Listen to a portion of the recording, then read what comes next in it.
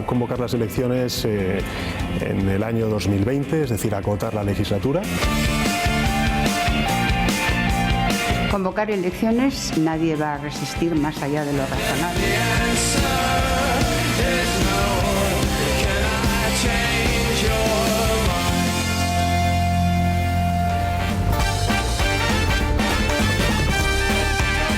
Buenas noches de nuevo. El Congreso del PDeCAT del pasado fin de semana arrojó un resultado que preocupa sobremanera al Gobierno de España. Puigdemont se hace con el control del partido y la candidata menos radical, Marta Pascal, ha sido defenestrada. ¿Qué significa esto? Significa que el separatismo podría reactivar el procés en un breve espacio de tiempo, pero sobre todo esto significa que la coalición parlamentaria que sostiene al Gobierno de España queda desestabilizada. Pedro Sánchez accedió al Gobierno gracias a una moción de censura que triunfó, entre otros, gracias a los votos del PDeCAT.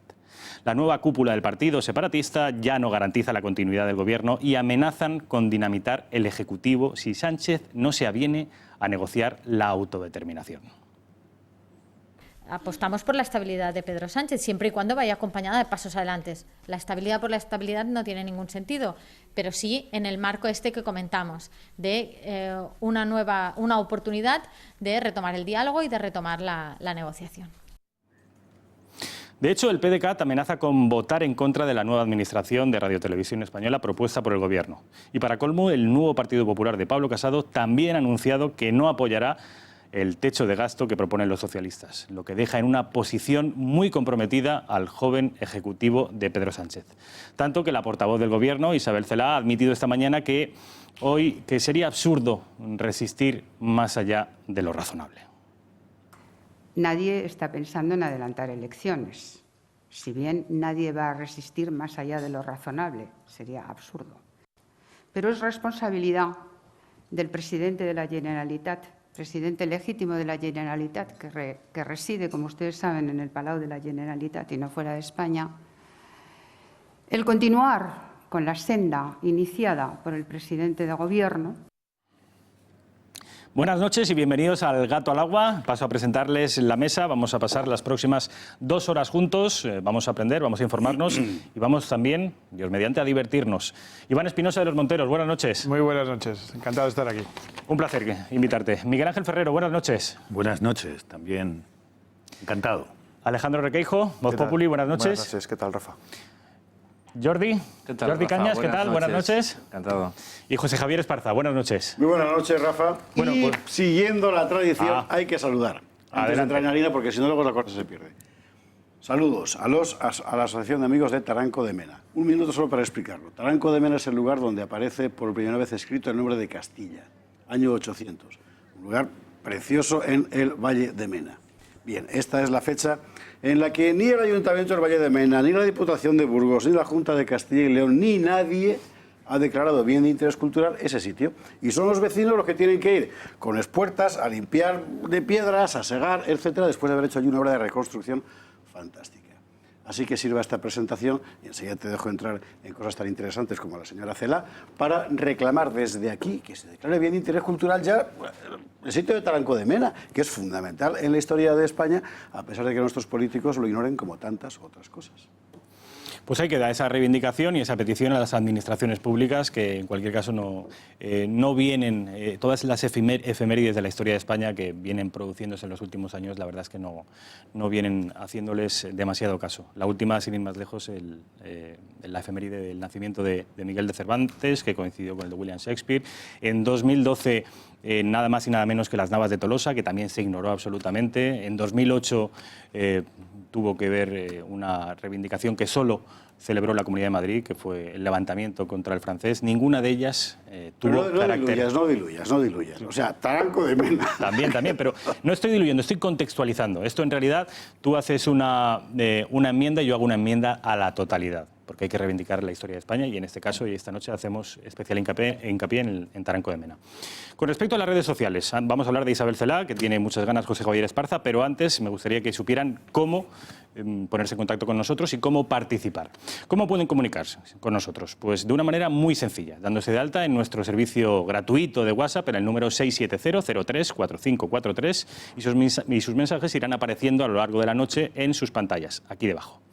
También nos pueden seguir y dejar sus comentarios en el Twitter del programa, que es @gato_directo. Y si no pueden vernos a través de sus televisores, lo pueden hacer a través de Internet, en nuestro canal de YouTube Intereconomía TV. Publicidad y enseguida estamos con Isabel Cela.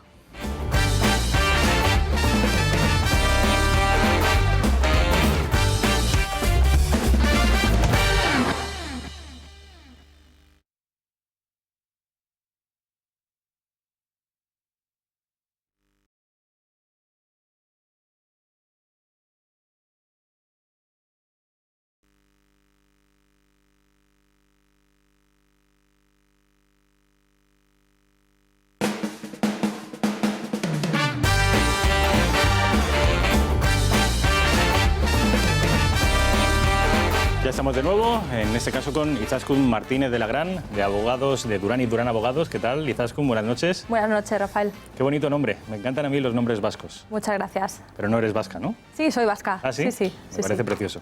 Los nombres de mujeres, los nombres de hombre ya me parecen menos bonitos.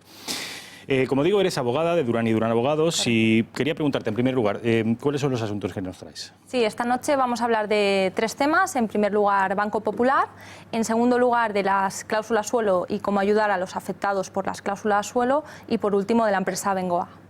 Y con respecto al Banco Popular, ¿cuáles son las acciones legales que hay que emprender para intentar recuperar el dinero? Porque ha habido un problema con el Banco Popular. Si te parece, ponnos en contexto. ¿Qué ha ocurrido en el Banco Popular y cuáles son las acciones legales que los afectados podrían tomar? Correcto. Bueno, hay más de 300.000 afectados en toda España, accionistas y bonistas de Banco Popular que han perdido todo su dinero. Nosotros entendemos que la vía más fácil y más rápida para ayudar a estos afectados es la vía civil, no solo para los accionistas de la ampliación del 2016, sino también para los accionistas de años anteriores y también para los bonistas de Banco Popular. Bueno, además ya hay suficientes indicios de los incumplimientos de la entidad Banco Popular. De hecho, ayer salió la noticia de correos electrónicos de la propia entidad, a través de los cuales se acreditaban pues, que a prestamistas de la entidad también les estaban colocando acciones de la ampliación del 2016. Estos accionistas que sepan que también pueden recuperar su dinero. Bueno, y con respecto a las cláusulas suelos, ¿qué ocurre si tenemos un acuerdo firmado ya con la entidad? Bueno, fueron muchos los acuerdos propuestos por las entidades financieras afectados que, a cambio de una rebaja en la cláusula suelo o incluso de la eliminación de la cláusula suelo, renunciaban a interponer acciones legales contra la entidad financiera. Que sepan, bueno, pues todos aquellos afectados que tengan acuerdos que estos ya han sido declarados totalmente nulos por abusivos, es decir, que también pueden recuperar su dinero. De hecho, nosotros interponemos demandas e impugnamos este tipo de acuerdos que han sido puestos a la firma de los clientes pues, sin ningún tipo de información ni de transparencia y, por tanto, son totalmente abusivos. Por último, Abengoa.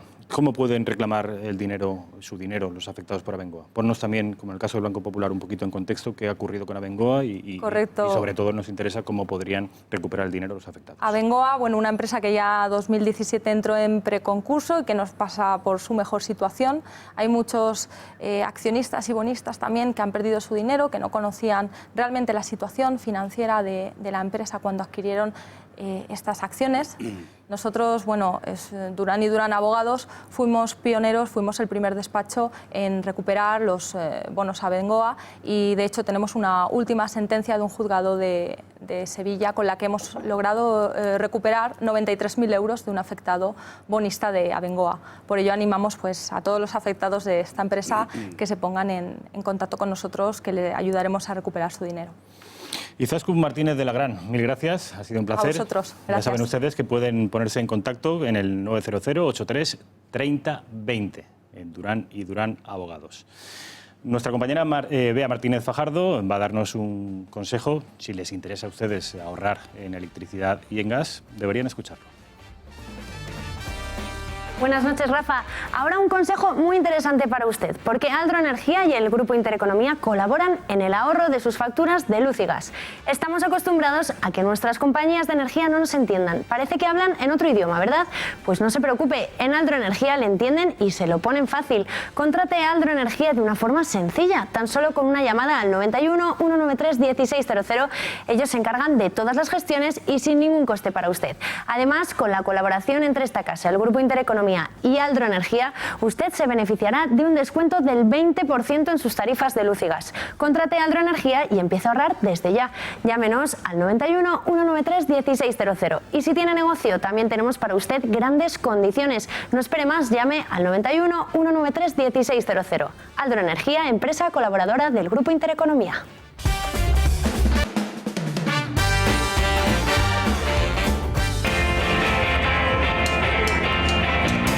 Yo aspiro a convocar las elecciones en el año 2020, es decir, acotar la legislatura. Convocar elecciones nadie va a resistir más allá de lo razonable.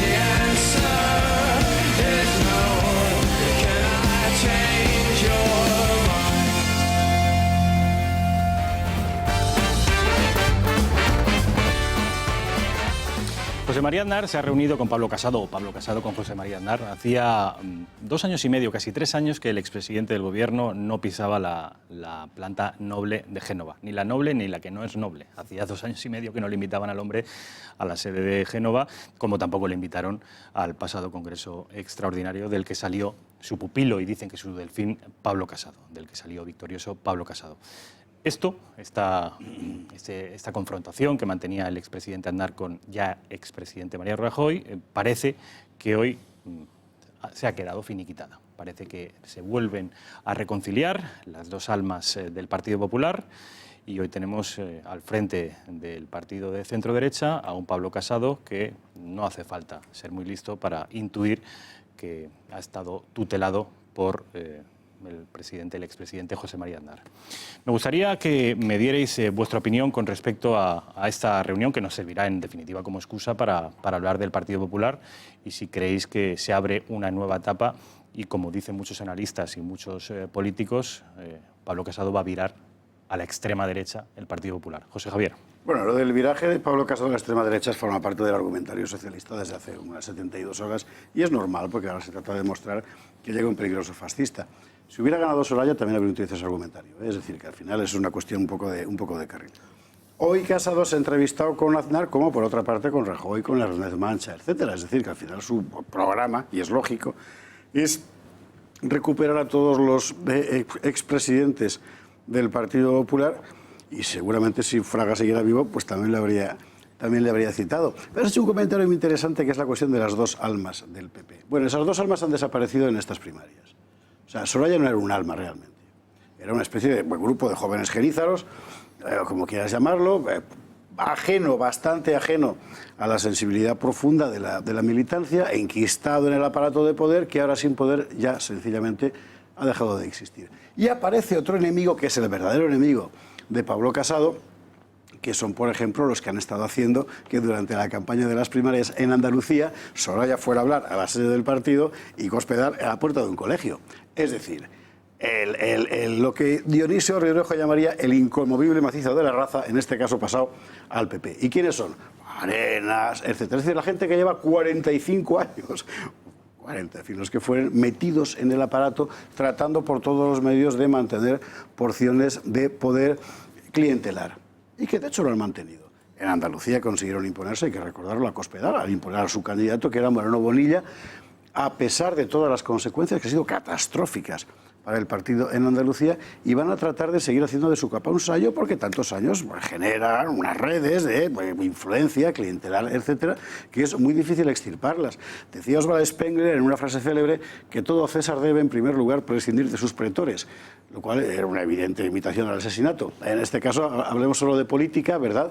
Pero Pablo Casado debe hacer fundamentalmente una purga a fondo en el aparato burocrático de Génova, que es el gran problema del Partido Popular. Vayas donde vayas en España, normalmente encuentras alcaldes, concejales, consejeros autonómicos, diputados provinciales de un nivel personal y profesional muy bueno, muy aceptable. Y son gente sana y honrada que hace su trabajo lo mejor que puede. Unos mejor, otros peor.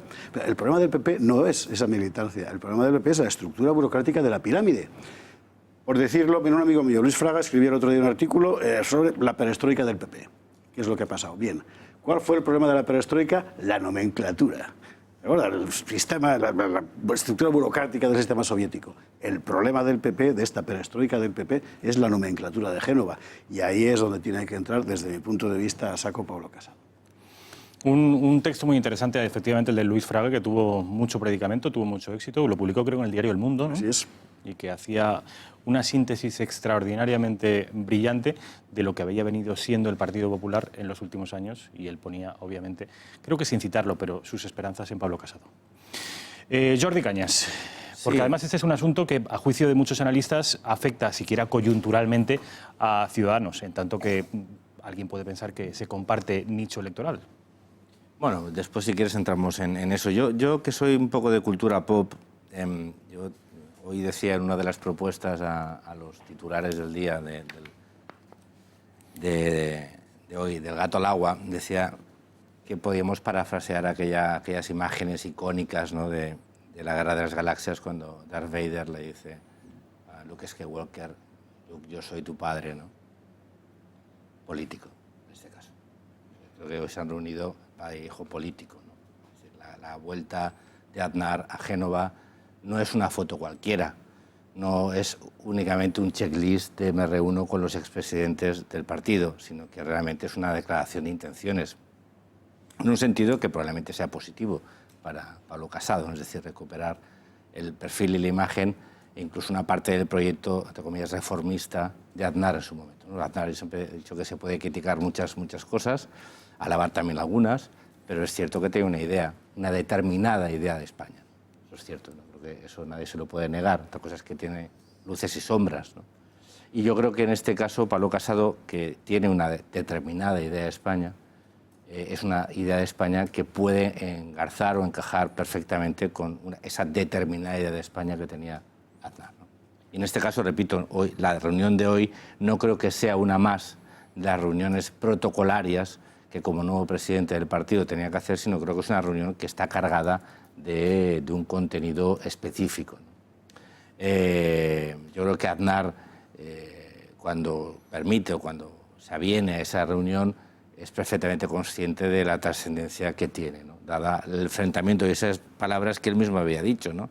Es decir, yo no soy militante de nada y no me representa a nadie, y de repente, cuando hay un nuevo presidente del Partido Popular, pues llegar y sentarse en una foto, ¿no? Yo creo que es... Aparte, incluso el propio encuadre, la propia toma, si os fijáis, era un poco como una especie de imagen especular, ¿no?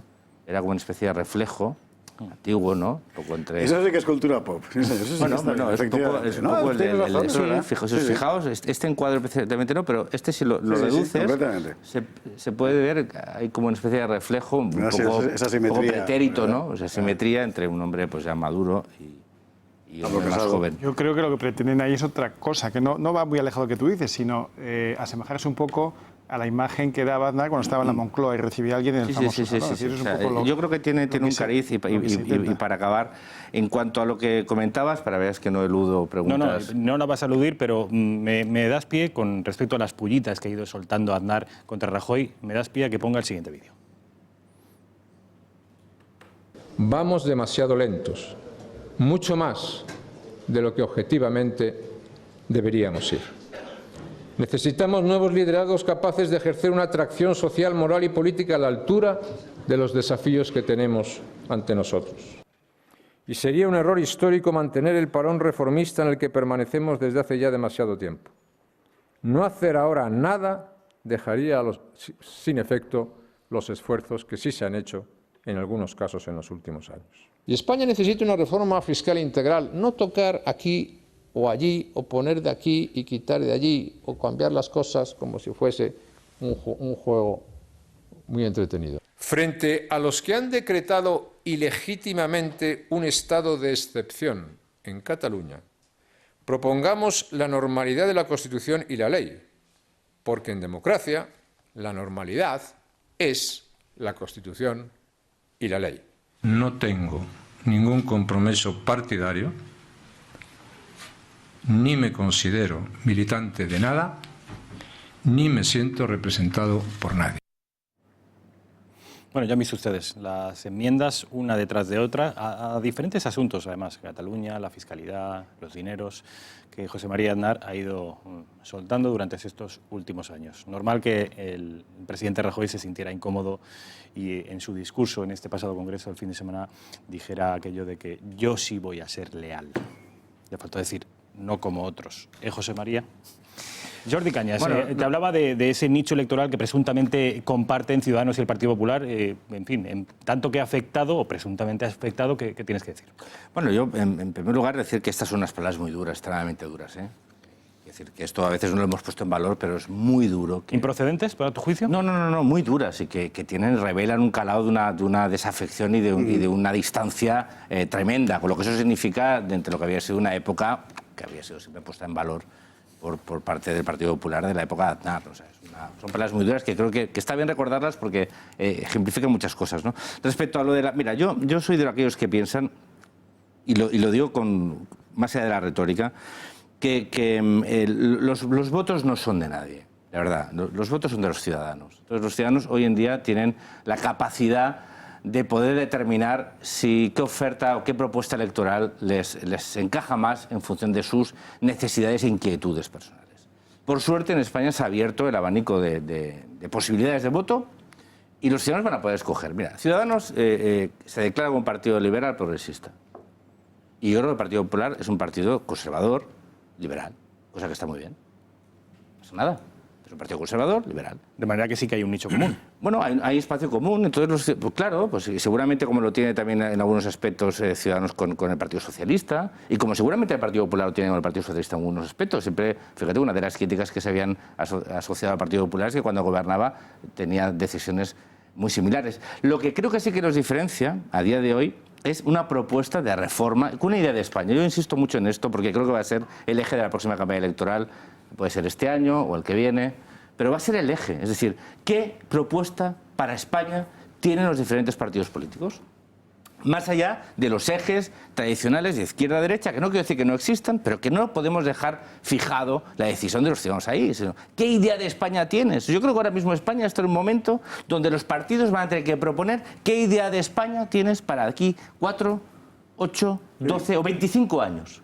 Y a partir de ahí desarrollar un proyecto. Oye, y eso tiene que ser capaz de atraer, si quieres tener mayorías, a gente diversa, plural, donde no solo se cojan por unos elementos. Yo creo que Ciudadanos tiene un proyecto claro. Oye, y parece que el Partido Popular ha decidido tomar un perfil más nítido. Y creo que eso es bueno. Yo en general considero que ser el mejor entre los menos buenos no es bueno. Uno tiene que ser el mejor entre los mejores. Y si conseguimos que el conjunto de partidos políticos, los tradicionales, los nuevos, los emergentes, aporten un proyecto de España, después los ciudadanos puedan escoger. O sea, no tengamos miedo a competir. Oye, yo prefiero competir con un partido que tengo, el Partido Popular, que tenga una idea clara de qué quiere para el país. Oye, después gobierne en función de eso, no lo tenga claro en las elecciones, después no, que no competir con un partido que no sepa exactamente qué propone. Eso puede darte un buen rédito electoral, pero no creo que sea bueno para la nación.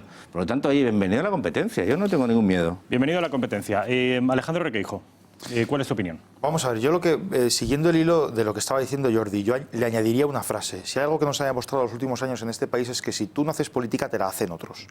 Te la hacen por ti. Y la política no es mala, es decir, hay que quitarle el estigma al concepto de hacer política.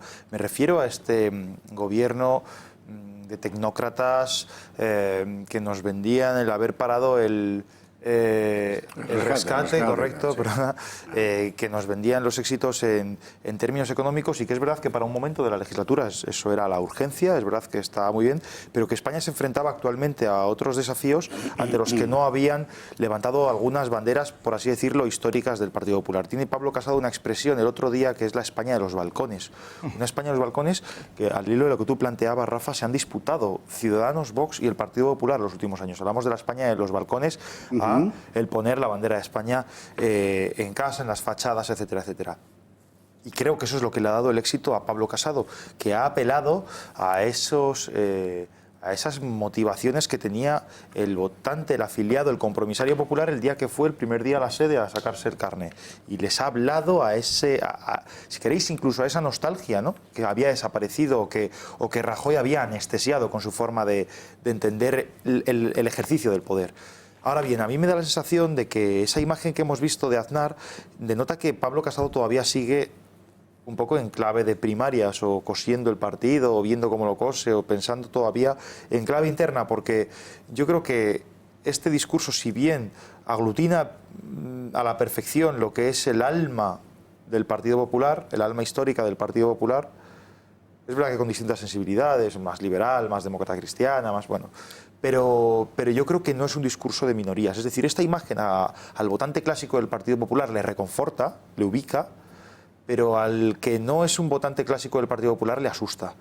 Eso por no obviar que al final la historia otorga relatos a ciertos personajes, ¿no? Y es verdad que Aznar ha pasado a la historia como una persona que tuvo una idea de España, efectivamente, que en su momento esa idea de España se enfrenta a un trauma brutal como es el atentado de Atocha, donde se le cae como un castillo de naipes su apuesta por el eje atlántico en lugar de una apuesta europea, las imágenes de Bush, etcétera, etcétera. Pero no hay que olvidar que Aznar también es un hombre bajo cuyos pies han ido años y años de corrupción. Y me explico. Voy a poner un ejemplo. ¿Por qué Esperanza Aguirre, que es una persona que no está imputada formalmente en nada, tiene esa imagen de mujer contaminada por lo que pasaba bajo sus pies, aunque sea invigilando, y Aznar, que era el jefe, no? O de los pactos con los nacionalistas. Por poner otro ejemplo. Porque cuando hablamos a veces de los Mossos de Escuadra, de las cárceles ahora, tan de boga, ¿no? En boga de... Claro, quien llegó a estos acuerdos en el pacto de Majestic fue Aznar. El que hablaba de Arzayuz como Aznar, como el que habían conseguido con Aznar en 15 días, o que habían conseguido con el Partido Socialista en 15 años, fue Arzayuz. Eso... recordémoslo también, porque ese también es Aznar, ¿no? El que sumó los tramos de IRPF en un 15% a las comunidades autónomas, el que retiró la Guardia Civil. ¿La firmeza de Aznar ahora en sus declaraciones, esa firmeza que tiene en el combate con los nacionalistas? No la tuvo en el gobierno. En absoluto. Pero alguien te podría decir, pero es que en esa época no se habían hecho al monte.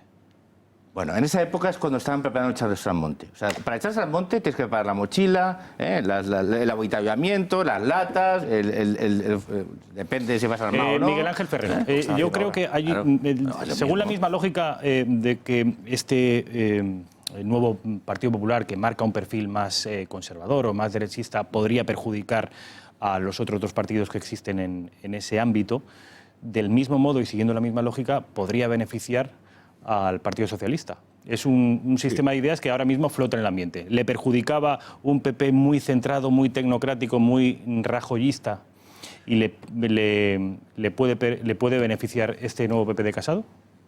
Siguiendo un poco con lo que decía Alejandro, ¿no? Yo lo digo de otra manera, ¿no? Lo digo, o estás en el plato, o estás en la mesa, o estás en el menú, ¿no? En política o te la hacen, si no la haces, te la hacen, ¿no? Y por eso importa tanto la ideología de la que tú hablas, Rafa. Pero permíteme que antes haga un paréntesis. Yo lo digo por poner un poco también las cosas en su sitio.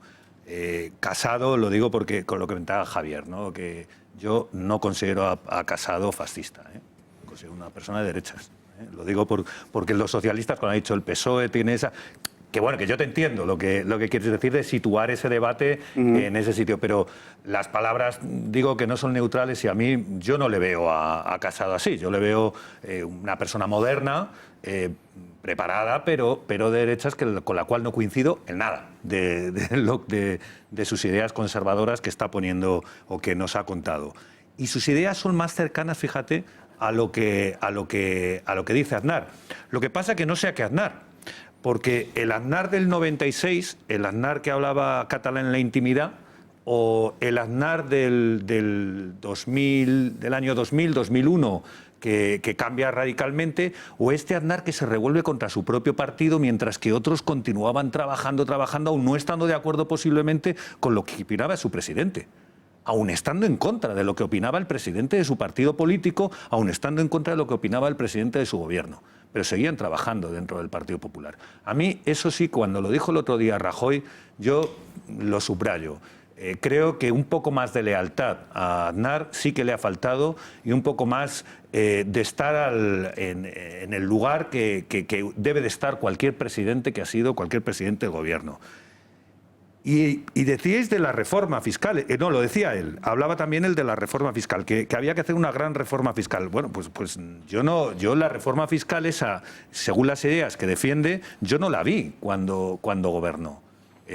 Yo no vi que pusiera en marcha una reforma importante en el sentido de una ideología liberal conservadora, que a veces hemos tenido aquí oportunidad de hablar, una ideología liberal en la cual, como hemos dicho alguna vez, entienda la libertad como ausencia de coacción, una ideología liberal que entienda que cada cual, pues en fin, que busque, que encuentre su sitio, ¿no? No. Aznar no hizo eso, ni muchísimo menos. Aznar buscó un espacio en el que a mí me recordaba bastante a los sofistas, en el que se decía una cosa, pero realmente todo era retórica para que con ciertos argumentos llevar el ascua a su sardina. Y en este sentido a mí me importa mucho la ideología y por eso yo espero que cuando eso de lo que tú hablas, Rafa, de que puede venirse a la izquierda ahora, o que puede tener alguna... ¿Os beneficia este PP de Casado? Que nos pueda beneficiar a nosotros. Yo creo que en términos de ideología, en el cual el CIS le situaba al PP en el 8.2, de los 10 puntos, le situaba al 8.2 en la derecha. En términos de ideología, yo creo que sí que es interesante el que se diga lo que se va a hacer. Y a nosotros, y no solo a nosotros, a todos los españoles les vendrá bien. El decir ex ante, el tener una ideología ex ante, es buenísimo, porque eso es la verdad. El ser antes de una manera y luego de otra es esos que dicen que no, la ideología no, los tecnócratas que hablan, no. Mire, dígame antes lo que va a hacer para que yo pueda saber a quién votar. Iván Espinosa de los Monteros. Aunque no esté de acuerdo conmigo. Bueno, Rafa, yo antes de dar mi opinión quería comentar tu opinión, que no la has dado, pero se te ha visto de una manera encubierta. Tú has dicho que cuando se han sentado señor Rajoy y señor Casado, se estaban juntando las dos almas del PP. Entonces, la alma de Aznar está bastante claro. Pero la que no tenemos muy claro es cuál es el alma del señor Casado, ¿no? Porque el señor Casado está diciendo cosas que parece que reflejan un cierto alma, pero se rodea de gente, y el Partido Popular está lleno de gente que parece que tiene otro alma, ¿no? En esta misma semana hemos oído declaraciones, hoy o ayer, ya el tiempo pasa tan rápido que no sé cuándo ha sido, el señor Maroto, que ha dicho que el nuevo PP asume todo lo realizado por el viejo PP de Rajoy y que este es el mensaje de ilusión, que asume todo lo anterior. Pues no entiendo cómo se puede generar ilusión asumiendo todo lo anterior. Se ha publicado también que el señor Arenas se le ha oído en el AVE, que venía en camino y decía, bueno, tendrán que contar con nosotros porque somos el 42% del partido y yo voy a ser, el joven Arenas va a ser el portavoz en el Senado. El señor Núñez Feijóo, al que le he oído también en la radio, pues ha defendido todo lo realizado hasta ahora. Entonces, realmente, ¿cuál es el nuevo alma del PP? ¿Cuál es el alma del señor Casado? ¿Qué es lo que va a hacer? Y esto enlaza bastante con la segunda pregunta que hacías acerca de cómo puede afectar esto a Ciudadanos y a Vox. ¿Cómo puede afectar a Ciudadanos? Ya lo ha respondido Jordi Cañas. Sobre cómo puede afectar a Vox, pues depende de Pablo Casado. Es decir, Vox se puede convertir en un partido absolutamente innecesario y, por tanto, podemos desmontar el chiringuito, volver cada uno a nuestro puesto de trabajo, a lo que tenemos que hacer durante el día y dedicándonos a esto por la noche, si el señor Pablo Casado realmente defiende un cierto proyecto. Pero si lo que hace es decir una cosa y hacer la otra, entonces Vox seguirá siendo absolutamente imprescindible como la única voz liberal conservadora en España. Porque claro, las cosas que dice el señor Casado luego se corresponden difícilmente con la gente que le rodea. Por ejemplo, si el señor Casado viniera a hacer un proyecto de defensa integral de la nación española, pues eso sería muy buena noticia para toda España, por lo menos para la derecha española. Si viniera a hacer un proyecto de defensa de vida y familia, sería una buena noticia, pero lo tendría difícil puesto que enfrente tiene a su mano derecha al señor Maroto. Si viniera para hacer un control de las fronteras y recuperación de la soberanía española, pues sería muy buena noticia y nosotros no tendríamos ninguna necesidad de insistir en ello. Pero tiene el legado del señor Rajoy, que han dicho que lo asumen con toda responsabilidad, que es el legado del señor que ha dicho que las fronteras no le gustan, ¿eh? Este es el legado del señor Rajoy. Si vinieran a desmontar todo el aparato ideológico heredado de ZP y además aumentado durante los 6 años del rajoyismo, pues sería muy buena noticia. Vox no tendría que insistir. Pero claro, cuando vemos que aumentó en sus 6 años de gobierno el neofeminismo, la ideología de género, las vientres de alquiler, la presión del lobby LGTB, la memoria histórica. Claro, desmontar eso será muy difícil cuando tienes en el propio Partido Popular, pues por ejemplo, a todo el aparato de la Comunidad de Madrid, o de Cristina Cifuentes, o ahora de Ángel Garrido, o cuando tienes al señor Catalá, tan orgullosa memoria histórica, que es parte del equipo del señor Casado. Es muy difícil desmontar todo aquello teniendo estos ingredientes. Es muy difícil bajar impuestos o decir que los vas a hacer y luego cumplirlo cuando estás orgulloso de tu pasado, y en tu pasado está el señor Montoro, que ha subido los impuestos más de lo que proponía Izquierda Unida en el mismo programa del mismo año electoral. Es muy difícil decir que vas a desmontar las redundantes administraciones públicas, no digamos ya, como dice Vox, recuperar educación, sanidad y justicia y eventualmente desmontar las comunidades autónomas, cuando tienes prácticamente al todo Partido Popular español en toda España dependiendo de esas administraciones públicas y donde tienes decenas de miles de cargos públicos que viven de esto. Es muy difícil decir que vas a defender la educación en español si a tu lado tienes al señor Feijóo, que ha sido uno de los mayores ofensores, los mayores atacantes contra la enseñanza del español en su comunidad autónoma, en Galicia. Es decir, que es muy difícil que tú vayas por ahí utilizando, por cierto, términos que salen de Vox, la España que madruga, vida de familia, la España los balcones, que es un nombre de un documental que hicimos nosotros, que está muy bien, que hemos estado luchando por ese tipo de cosas, a las que algunos han apuntado tardíamente, algunos con cuidado, algunos, por cierto, el señor Pablo Casado vino a una gran manifestación que hicimos, el único del PP, pero se mantuvo entre esas dos aguas que le gusta, estaba ahí, pero no hacía declaraciones para estar un poco entre dos aguas. Por lo tanto, a mí me interesa no lo que diga el señor Pablo Casado, porque dice cosas que suenan muy bien, sino lo que haga. Y sigo teniendo una enorme desconfianza, como se demuestra por lo que ha pasado estos últimos 6 años, en lo que dice que va a hacer un presidente del Partido Popular cuando está en la oposición, porque tengo la experiencia de lo que hace el Partido Popular cuando llega al gobierno. Y por lo tanto, pues ¿cómo va a afectar el nuevo resultado del PP a Vox? Pues dependerá de lo que haga el señor Casado. Si me preguntas a mí, yo soy, vamos a decir de una manera, soy poco optimista acerca de la capacidad, no ya digo el deseo, yo puedo asumir que lo tiene, pero la capacidad del señor Casado de superar todos estos elementos que tiene en contra dentro del Partido Popular para imponer esta serie de valores. Porque para hacerlo debería hacer una auténtica escabechina. Es que debería acabar con todos los que he citado y algunos más. Es que cuando están diciendo quién va a ser su secretario general, lo único que han dicho es que tiene que ser una mujer. Es decir, ser mujer es la cualificación máxima, por lo menos la única que conocemos, para ser secretario general de Pablo Casado en el Partido Popular. No había habido nunca semejante cosa en el ámbito liberal conservador.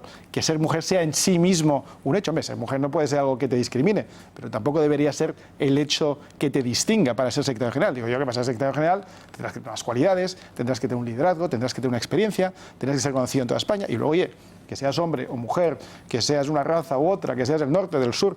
Es decir, las cuotas impuestas por el hecho de ser mujer, pues ya es una señal de que todo aquello que dice que va a hacer el señor Pablo Casado, pues probablemente no lo haga. Pero al final hablarán los hechos, no será lo que digamos unos u otros, sino los hechos de lo que realmente haga frente a lo que diga.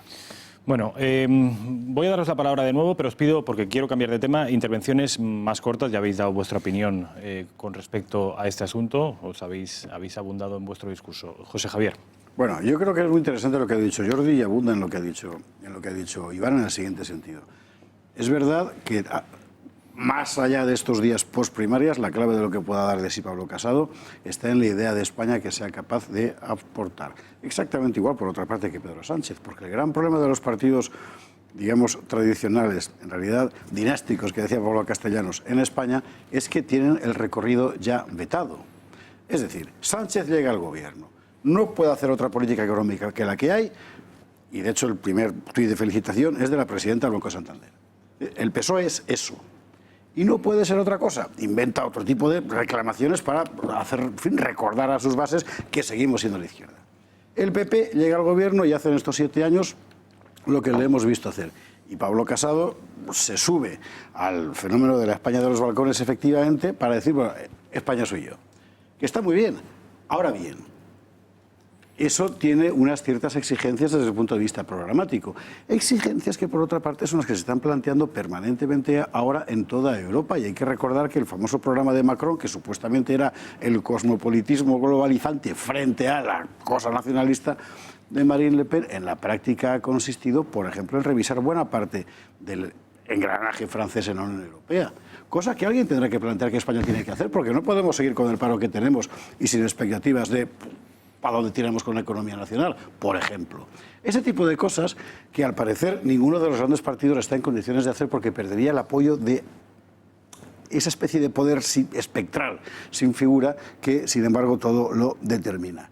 Si Pablo Casado está dispuesto a correr el riesgo de que durante un año le llamen de todo por tratar de aportar un programa con carne, en ese sentido, de redefinición del interés nacional como tal, será muy interesante verlo. Entiendo que tanto, como dice Jordi como dice Iván, haya razones para dudarlo, ¿no? Pero... Una de las primeras consecuencias de la victoria de Pablo Casado tiene que ver con algo que se ha producido en el Partido Popular de la Comunidad de Madrid. Vamos a ver una imagen que no es ni más ni menos que la carta que algunos afiliados del PP de la Comunidad de Madrid están enviando al nuevo presidente del partido a nivel nacional, que es Pablo Casado, en el que le piden nada más y nada menos que un congreso extraordinario en Madrid para poder elegir un presidente votado y con legitimidad. Ya saben ustedes que desde la crisis del partido en la Comunidad de Madrid, en la que Cristina Cifuentes tuvo que abdicar de la presidencia de la Comunidad de Madrid y también de la presidencia del partido, pues ahora mismo está actuando, haciendo las veces de presidente Pío García Escudero. Entonces, dado que hay un nuevo presidente a nivel nacional y además un presidente se le presupone renovador, lo que están pidiendo los afiliados es que ese mismo congreso que se ha producido el fin de semana pasado se replique en la Comunidad de Madrid y se pueda votar, se pueda ejercer esa regeneración también en la Comunidad de Madrid. De manera que yo no sé si esto es una oportunidad para Pablo Casado o es un problema. Muchos, ¿eh? Hombre, muchas afiliaciones de todas formas. Son muchos, ¿eh? Son muchos afiliados. Alejandro, y luego Miguel Ángel. No, que más que nada yo creo que es un cinturón de seguridad ante lo que ya se especulaba, que era situar a Soraya como posible candidata. Yo creo que va más por ahí. No, yo lo que quería, Rafa, simplemente apuntar, y voy a ser breve, es que haríamos mal si al menos esta semana, al hablar de Pablo Casado, no citásemos como mínimo o repasásemos como mínimo la investigación que está habiendo actualmente en los juzgados de Plaza de Castilla a cuenta del máster, ¿no? Es decir, hay imputadas varias compañeras suyas que hicieron el mismo máster. Es verdad que parece complicado que se le pueda imputar una falsedad documental, quizá un cohecho impropio. Cohecho impropio, Alejandro. Sí, ¿por qué no? Porque tú te estás beneficiando de algo. Qué barbaridad. O sea, lo que al final, Esparza, lo que está poniendo sobre la mesa esta investigación judicial es una especie, algo así como un chiringuito universitario al servicio de cierta clase dirigente que se beneficiaba de su situación con respecto a algunos alumnos que tenían que currarse las asignaturas, hacer unos trabajos muy ahí es precisamente donde está el problema. Que ninguno lo hacía. Mira Carmen Montón. Hay que ser el mismo máster. Entonces, habrá que investigar a todos. Claro. Si yo eso a mí me da igual, de verdad, Esparza, pero lo que sí que es que parece que van por ahí los tiros, que yo tampoco soy la jueza. Es interesante el hecho de que estén imputadas varias compañeras suyas y él, por el hecho de que esté aforado, parece que eso es lo que de momento le está salvando. Es decir, que la jueza tenga que hacer una exposición razonada ante el Tribunal Supremo, que sería el competente para entender de su caso. No me pierdo mucho en el tema de los trabajos. Entiendo que las universidades no tienen que archivar trabajos sine die, porque entonces no habría espacio, y me creo, porque yo soy el primero que no guardo los trabajos de la universidad que me dieron el título, por no decirlo, no he ido ni a recoger el título, y llevo 15 años ejerciendo, ¿no? Estás jugando una denuncia. Alguno dirá, no, que tú sabes que en el periodismo eso es mucho más liviano, pero alguno dirá, así se nota, ¿no? No. Pero ¿no crees, Alejandro, que si Pablo Casado tuviera algo, si hubiera algo, no se hubiera presentado y no hubiera emprendido este recorrido que finalmente la lleva a la victoria? Es decir, si hubiera algo que temer. Bueno, oye, es que ya lo hay. Es decir, hay una investigación abierta, hay varias compañeras, insisto, imputadas, hay un proceso que sigue su curso y que no nos sorprenda que esta jueza, dentro de unos días o un tiempo, porque ha habilitado el mes de agosto, pues haga una exposición razonada ante el Supremo y que sea el Supremo quien tenga que decidir sobre el futuro judicial, al menos, de Pablo Casado. ¿Cuántos años lleva Casado en política? Pues ya llevará unos 20 o así. Tiene 37, lleva desde los 20, 17 años. Hace que 10 años subí un máster que... Sí, lo que pasa es que Esparza, eso es una cosa que tendrán que decidir. Se ha creado un precedente con Cristina Cifuentes. Ahora el precedente de Cristina Cifuentes puede crear una suerte... Es un máster posterior. Sí, pero no está investigado. Es decir, Cristina Cifuentes obtiene el máster en el mismo centro. Hay una convalidación de 18 asignaturas de 22. Eso no, yo sinceramente no se puede minimizar. Es decir, estamos siempre exigiendo... No, pues como estaba yo hablando y me has quitado la palabra, ahora mismo te la doy. Yo creo que sí que, no digo minimizar, pero creo que hay que poner las cosas en su sitio. Es decir, yo no creo que Pedro Sánchez sea incapaz de ser presidente del Gobierno por el hecho de que su tesis doctoral la haya hecho el Ministerio de Industria. Me parece una golfada, pero no creo que eso le incapacite. Oye, pero es que no es lo... A ver, yo quiero... Oye, vamos a ver. No es estético. Yo a Pablo Casado, personalmente, Claro que no. yo espero que tenga una carrera política amplia que los ciudadanos deseen. O sea, no le deseo mal a nadie. Yo creo que lo de los buenos consejos y los malos ejemplos estamos un poco cansados ya, ¿no? Es decir, oye, mira, cualquier ciudadano está en la obligación de cumplir con una serie de condiciones, ¿no? Entonces, para sacarse un título hay que cursar una carrera, aprobar los exámenes, y para sacarse un máster hay que cursar un par de cursos, un curso, y hacer unos trabajos y aprobarlos. Oye, entonces, lo que no vale es que porque tú tengas un atajo, o porque tú seas quien de un partido político, o porque seas el hijo de alguien, o porque seas no sé qué, en una sociedad realmente de mérito, no podemos decir, bueno, eso es pelillos a la mar. No, perdona. Si eso es cierto, si este señor realmente no ha cursado el máster como debería, como cualquier otro alumno de un máster, eso tiene que tener un coste. Por supuesto, ¿por qué? Porque ha hecho gala, porque ha conseguido... Oye, yo no quiero vivir en un país donde haya alguien que de repente le den un máster porque ese es un tío del PP o del PSOE, de Ciudadanos, o de quien sea. Porque llevamos 40 años así en la Universidad Española. ¿Sabes lo que pasa? Hombre, es que, pero es que claro, algunos tenemos el secreto y inconfesable deseo de que este país sea un sitio mejor donde, oye, ¿verdad que la mayoría de la gente que hace un máster le toca rascarse el bolsillo, le toca dedicar unas horas? Yo, la mayoría de mis amigos que conozco que ha hecho másters, oye, les ha costado un sacrificio personal y familiar, han trabajado muy duro y muchas veces para nada.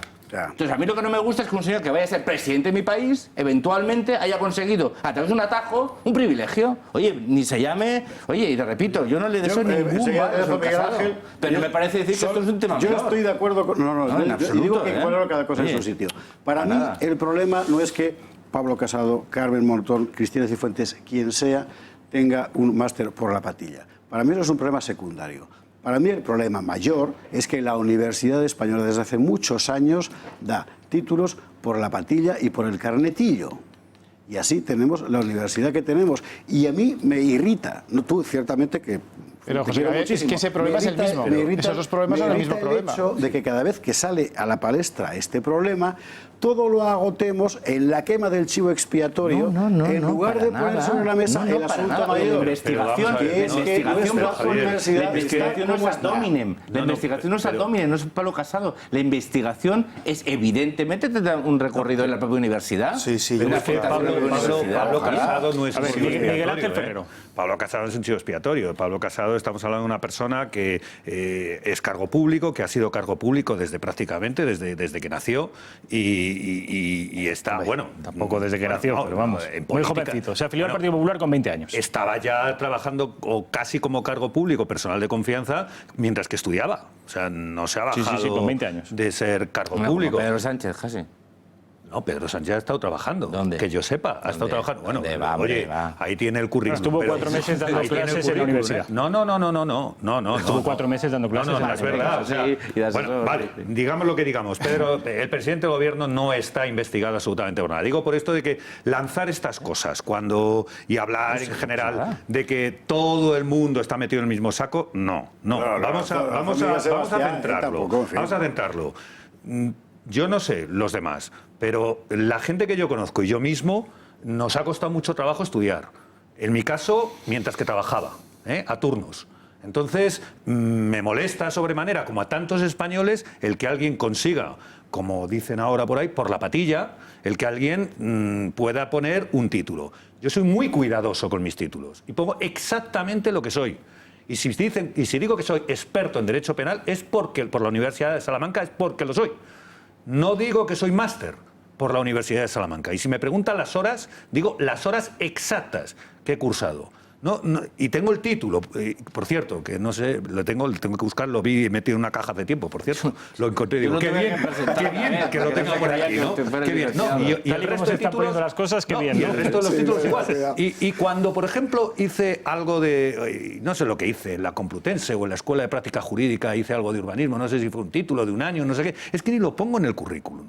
Porque, oye, tantas cosas estudias que a lo largo de tu vida que, oye, no vas a poner ahí en el currículum todo lo que has hecho. También tu experiencia cuenta, ¿no? Entonces, esto de que alguien esté metido en esta cosa que tenían, que eso cada vez se va pareciendo más a una pseudomafia, en el que ya imputadas 3 personas, que además eran cargos públicos, 2 de ellas eran cargos públicos del Partido Popular, una en Valencia, con Camps, subsecretaria, ¿no?, en Valencia. O sea, estamos hablando de que ahí se estaba produciendo cosas muy serias. Y esto de que Casado pasaba por ahí, oye, espero que lo explique y por el bien de todos que no. Pero digo una cosa. Me gustaría que de una vez por todas, la gente que pone un título, que lo pone, y que lo pone donde sea, en el Parlamento de España, en la Asamblea de Madrid y Fuente, donde sea, oiga, que lo ponga y a ver si la Asamblea pide los títulos. A ver si pide los títulos o hace algo. A mí porque me es que gustaría también, que la evaluación de la calidad en el ámbito universitario estamos mucha gente hartos de que en este país, porque los títulos es la base también de la sociedad. Iván Espinosa de los Monteros. ¿Cómo vamos a saber si un señor es médico o no? Miguel Ángel, Iván Espinosa de los Monteros. Varias cosas, ¿no? Primero, respecto a si Pablo Casado tiene problemas con sus títulos o no, no tengo ni idea. Espero que se investigue, que lo decidan los jueces. Yo no me meto porque no tengo ninguna información adicional. Lo que sí es verdad, y aludo a algo que decía José Javier, es, y en términos generales, no hablo solo de este caso, es que la Universidad Española, por desgracia, sobre todo la pública, tiene unos títulos muy devaluados. Esto no es algo que me satisfaga decirlo. Bueno, en la privada, perdona, hay títulos de posgrado muy valorados, como por ejemplo el Instituto de Empresa, o el IES, ya no tanto con lo último que ha pasado este último año, pero hay títulos buenísimos, hombre, es que perdóname, que la universidad está bien, hombre. Alejandro, bajo ningún concepto por decir que la Universidad Española hay mucha gente buenísima. No hay, hay muchos individuos el 95, el 99 o el casi el 100%. Que no, bajo ningún concepto, Alejandro. La Universidad Española se ha devaluado de una manera increíble. Un título español era mucho más valioso y mucho más apreciado hace 25 años que hoy. Un tío que era arquitecto o que era licenciado en filología inglesa o que era abogado hace 25 años superaba una prueba mucho más difícil la que supera hoy. Y además se ha multiplicado el número de universidades. Y además se ha bajado el nivel de exigencia. Y además eso ha contribuido a devaluar el valor de los títulos españoles. No me estoy inventando nada. Mira, cuando yo fui a hacer un máster de verdad, pues yo me fui a España, me pasé 2 años en el extranjero, en Chicago, pelándome el trasero a 20 bajo cero, y por cierto me lo pagué y me endeudé durante bastante tiempo. Y eso es un máster que tiene un enorme valor a nivel mundial. Tú sales de España con un máster de la Universidad de donde quieras, no voy a poner nombre para no ofender a nadie, y vale muy poquito, a no ser que sea una de esas instituciones privadas que acabo de decir.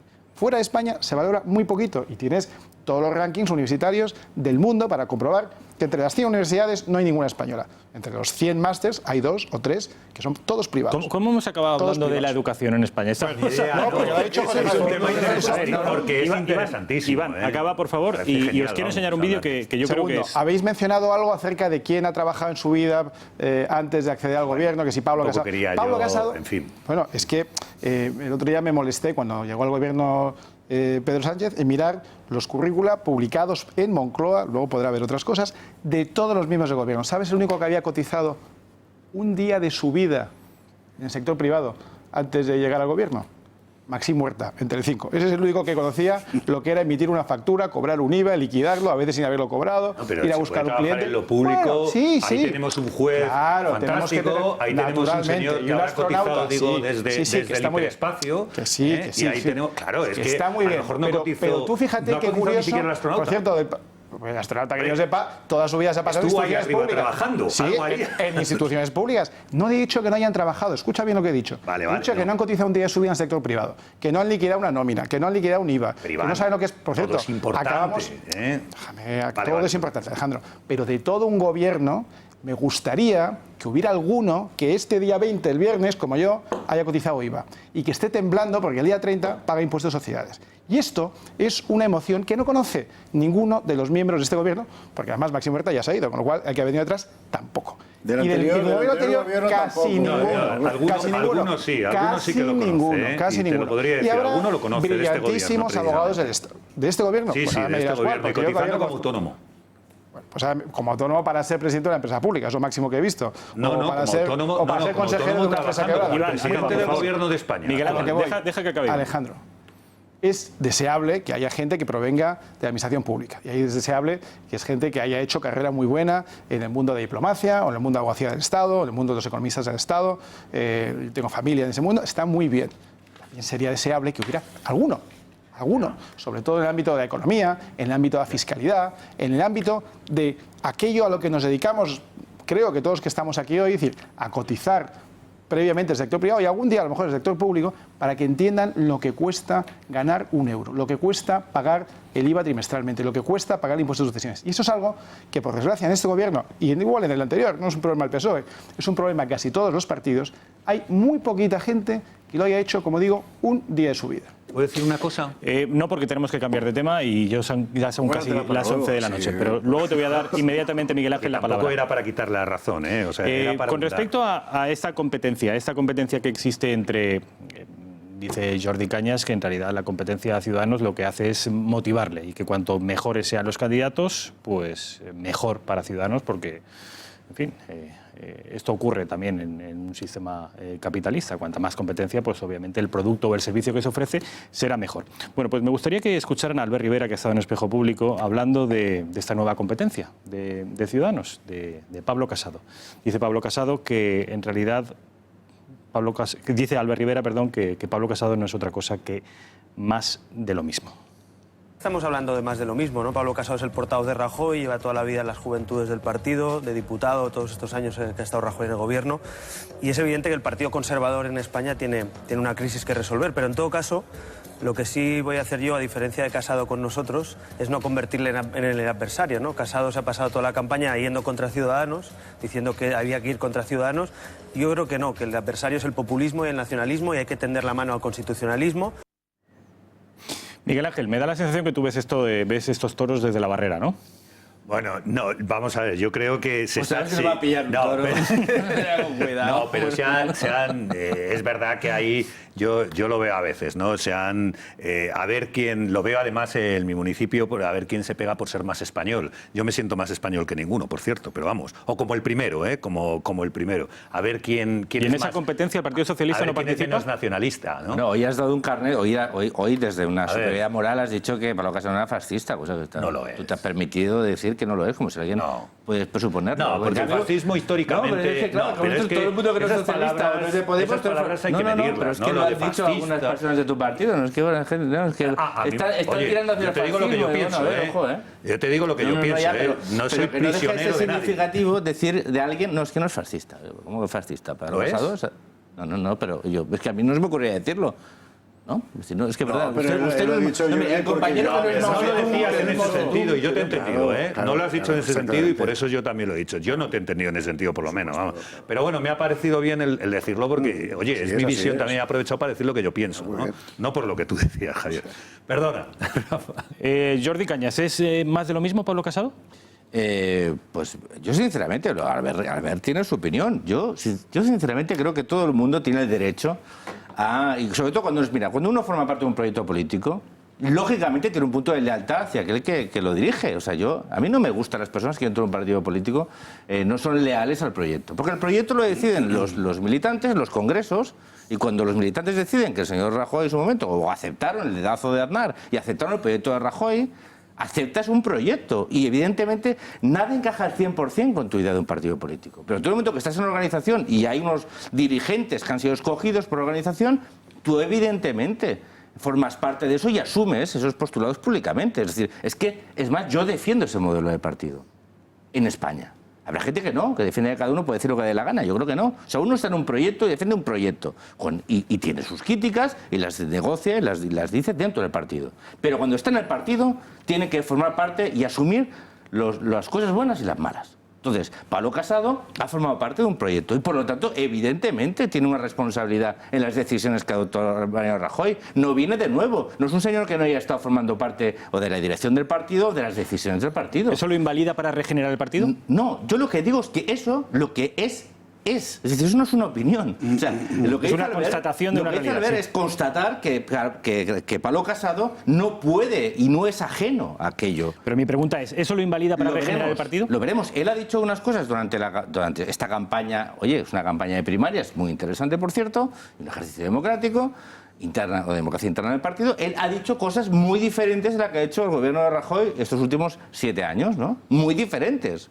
Oye, si las llevará a cabo o no. Yo, sinceramente, yo recuerdo a Rajoy que decía que iba a bajar impuestos, lo subió. Recuerdo a Rajoy que dijo que no iba a negociar, negoció.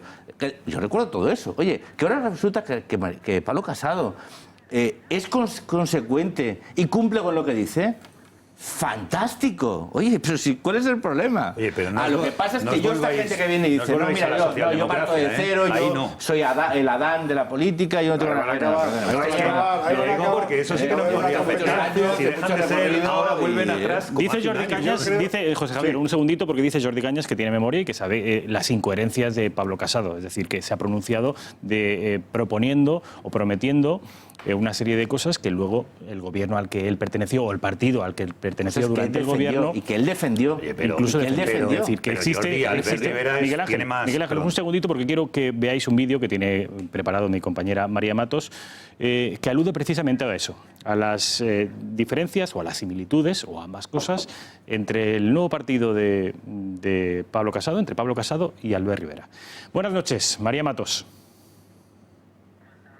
Buenas noches, Rafa. Pues Pablo Casado se ha convertido en el principal rival de Albert Rivera, porque con él el Partido Popular conseguiría recuperar el votante de centro-derecha que se fue a Ciudadanos. Ambos coinciden en muchas propuestas económicas, pero en concreto hay tres en las que Pablo Casado ha pasado a convertirse en un fuerte rival de cara a las próximas elecciones autonómicas. Comenzamos por el impuesto de sucesiones. Casado ha insistido en que lo va a eliminar al considerar injusto este impuesto a las herencias. Y por su parte, Rivera sostiene que la clase media y también la trabajadora no tendrá que pagarlo, pero sí los ricos. Tiene intención de establecer unos mínimos y unos máximos para que sean los ricos quienes hagan frente a este impuesto. Por ejemplo, si ustedes heredan más de 1 millón de euros, tendrán que pagar para poder hacerse con él. Y segundo, vamos ya con el impuesto de sociedades. Ambos coinciden en que el actual modelo es insostenible, pero Ciudadanos sigue sin una propuesta específica, mientras Casado ya se ha adelantado y ha pedido rebajarlos del 25%, donde se encuentra actualmente el tramo general, al 10%.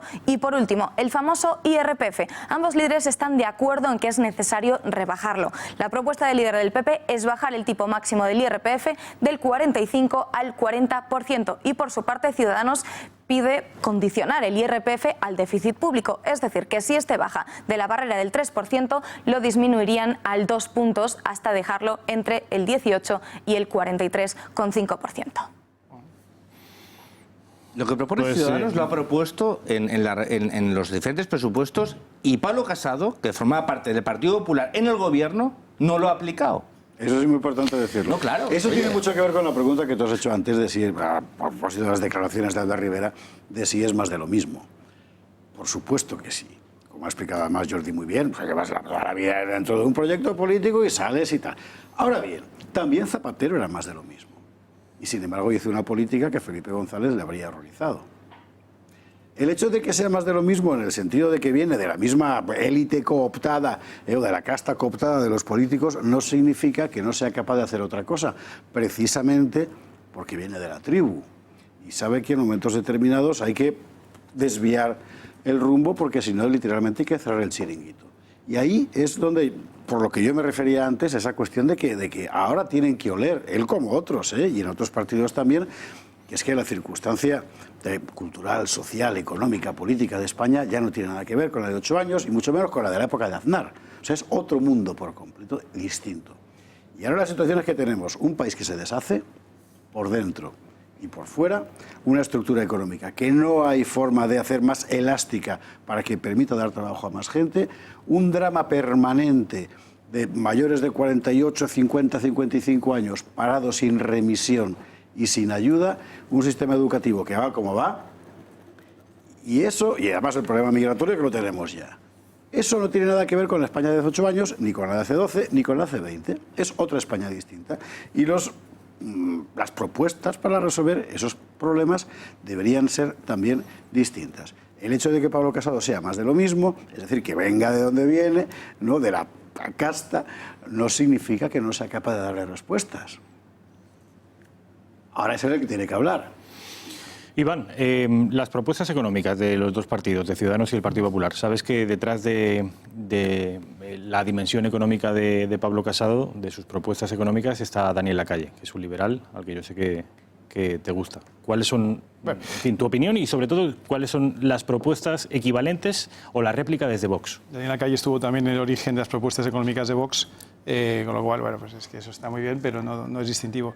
Las propuestas económicas de Vox son muy claras. Lo primero es que pensamos que hay que acercar el impuesto de sucesiones, el nivel del impuesto de sociedades al nivel de IRPF. No puede haber una gran diferencia entre IRPF y sociedades, porque si no, lo que se tiende es que aquellos que tienen capacidad de hacerlo disfrazan sus ingresos a través de sociedades, puesto que cotizan o pagan tributos más bajos. Nosotros proponemos un tipo único para personas físicas y para sociedades, para personas jurídicas, del 21%, con la diferencia de que en el IRPF aquellas personas que ganen 12.000 euros o menos tendrán sus ingresos absolutamente exentos. Es decir, los primeros 12.000 son exentos y de 12.000 en adelante se tributa al 21%. Eso hace que con una sola tarifa plana el impuesto sea progresivo, puesto que cuanto más ganas, mayor es tu tipo marginal, porque como digo, los primeros 12.000 son exentos. Claro, eso supondría posiblemente una reducción en la recaudación. Nosotros pensamos que la recaudación no caería tanto por el famoso efecto Laffer, es decir, que al bajar los impuestos, estimulas la actividad económica, generas más actividad, más volumen y eso genera más ingresos, aunque el tipo marginal sea más pequeño. Pero si vamos a bajar impuestos, tenemos que ser responsables y lo que tenemos que hacer también es bajar el gasto. Y eso es una propuesta que nosotros llevamos desde el inicio, desde la fundación y que está en el ADN de Vox y que no desaparecerá nunca, que es la reducción de las capas de grasa en la administración pública española y especialmente el desmontaje de las administraciones públicas en forma de comunidades autónomas, que nos parece pues, un ejercicio interesante en su momento, pero fallido y absolutamente contrario a la unidad de la nación. Claro, esto es exactamente aquello que nadie podrá decir en el Partido Popular.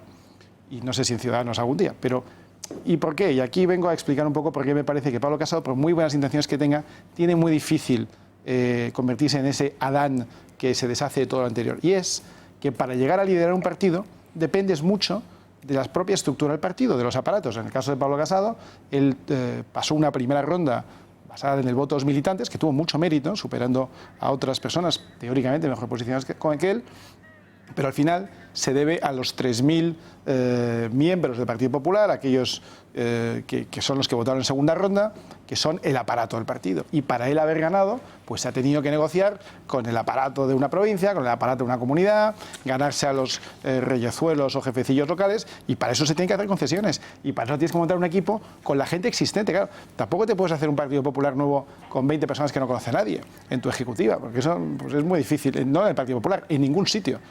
Y por eso, cuando decís que Pablo Casado es más de lo mismo, pues es que no hay otra manera. Yo no me imagino que hubiera llegado una persona que no conociera a nadie, con unas ideas magníficas, mucho gancho ante la Cámara, labia y capacidad de oratoria, con un partido de 20 personas que no había visto a nadie jamás, que nunca han sido ni ministros, ni secretarios de Estado, ni presidentes, ni alcaldes.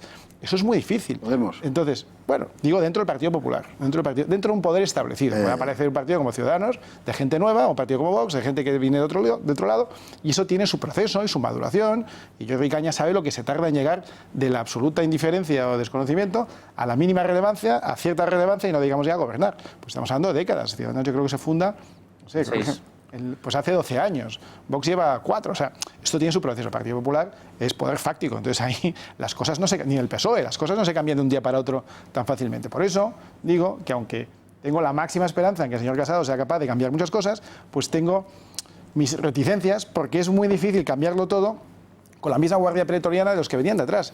Si diera un golpe de mano en el partido y se deshiciera de, pero gente, pesos pesados, auténticos cracks del PP de la época anterior, y diera la señal de que, oye, no, es que esto es otra cosa, y sí, yo vengo de lo anterior, y yo he sido presidente de las juventudes o de las nuevas generaciones, y yo he sido miembro de la ejecutiva, y he sido portavoz de Rajoy, pero me he dado cuenta de que ahora necesitamos otra cosa. Es decir, no hace falta insultar a aquello de lo que provienes, pero tampoco decir que estás muy orgulloso de todo lo que se ha hecho y que lo suscribes todo, sino, oye, de aquí en adelante es un tiempo nuevo, las circunstancias han cambiado. Sí, eso se entiende. Yo creo que la gente entiende esas cosas, sin necesidad de insultar o de renunciar a lo anterior, pero, oye, de aquí en adelante otra política. Pero claro, insisto, si tus puntos de apoyo son el señor Maroto, el señor Montoro, el señor Catalá, el señor Feijóo, pues claro, es que así es muy difícil volver a engatusar a la gente, volver a ilusionar con un proyecto absolutamente nuevo, porque es que no es nuevo, es más de lo mismo. Me dicen, Iván y Miguel Ángel, que nos tenemos que ir a publicidad, pero no se vayan ustedes porque a la vuelta vamos a hablar del gobierno y de este recorrido limitado, parece que finito, que tiene, puesto que el PDeCAT le retira presuntamente le va a retirar el apoyo. Incluso la ministra portavoz, la señora Isabel Celaá, ha advertido esta mañana que no van a resistir hasta lo indecible, que van a resistir simplemente lo razonable. De manera que no ha descartado unas elecciones próximas. Lo vamos a abordar el asunto después de la publicidad.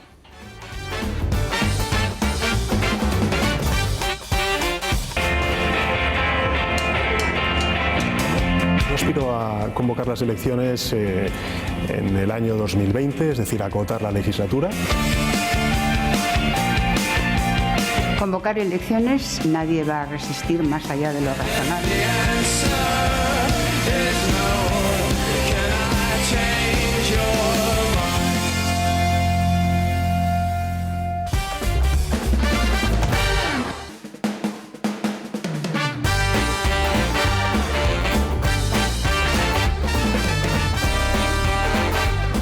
De nuevo iba a decir en la redacción abierta, discúlpenme, que es el programa del que yo soy director y el programa en el que trabajo de 6 a 8 y media de la tarde. Estamos en El Gato al Agua, me van a disculpar. La ministra portavoz, Isabel Celaá, hoy ha dado una rueda de prensa admitiendo que es posible que, contradiciendo en realidad al presidente del Gobierno, que es posible que el Ejecutivo socialista no llegue hasta 2020, que fueron las palabras de Pedro Sánchez. Es posible por una serie de circunstancias, porque se ha renovado el Partido Popular, porque el Partido Popular amenaza con no pasar ni una en cuanto a las leyes económicas y de fiscalidad, y sobre todo porque una de las patas que sostuvieron al Ejecutivo de Pedro Sánchez, que es el PDeCAT, uno de los votos que permitieron que la moción de censura tuviera éxito, pues parece que va a ser retirada. Vamos a escuchar de todas maneras a la ministra portavoz Isabel Celaá y abrimos enseguida la mesa de debate. Nadie está pensando en adelantar elecciones. Si bien nadie va a resistir más allá de lo razonable, sería absurdo. Pero es responsabilidad del presidente de la Generalitat, presidente legítimo de la Generalitat, que reside, como ustedes saben, en el Palau de la Generalitat y no fuera de España, el continuar con la senda iniciada por el presidente de Gobierno, una senda de diálogo, un pasillo de diálogo, con el objetivo de terminar con la crisis política de Cataluña. Le corresponde a él.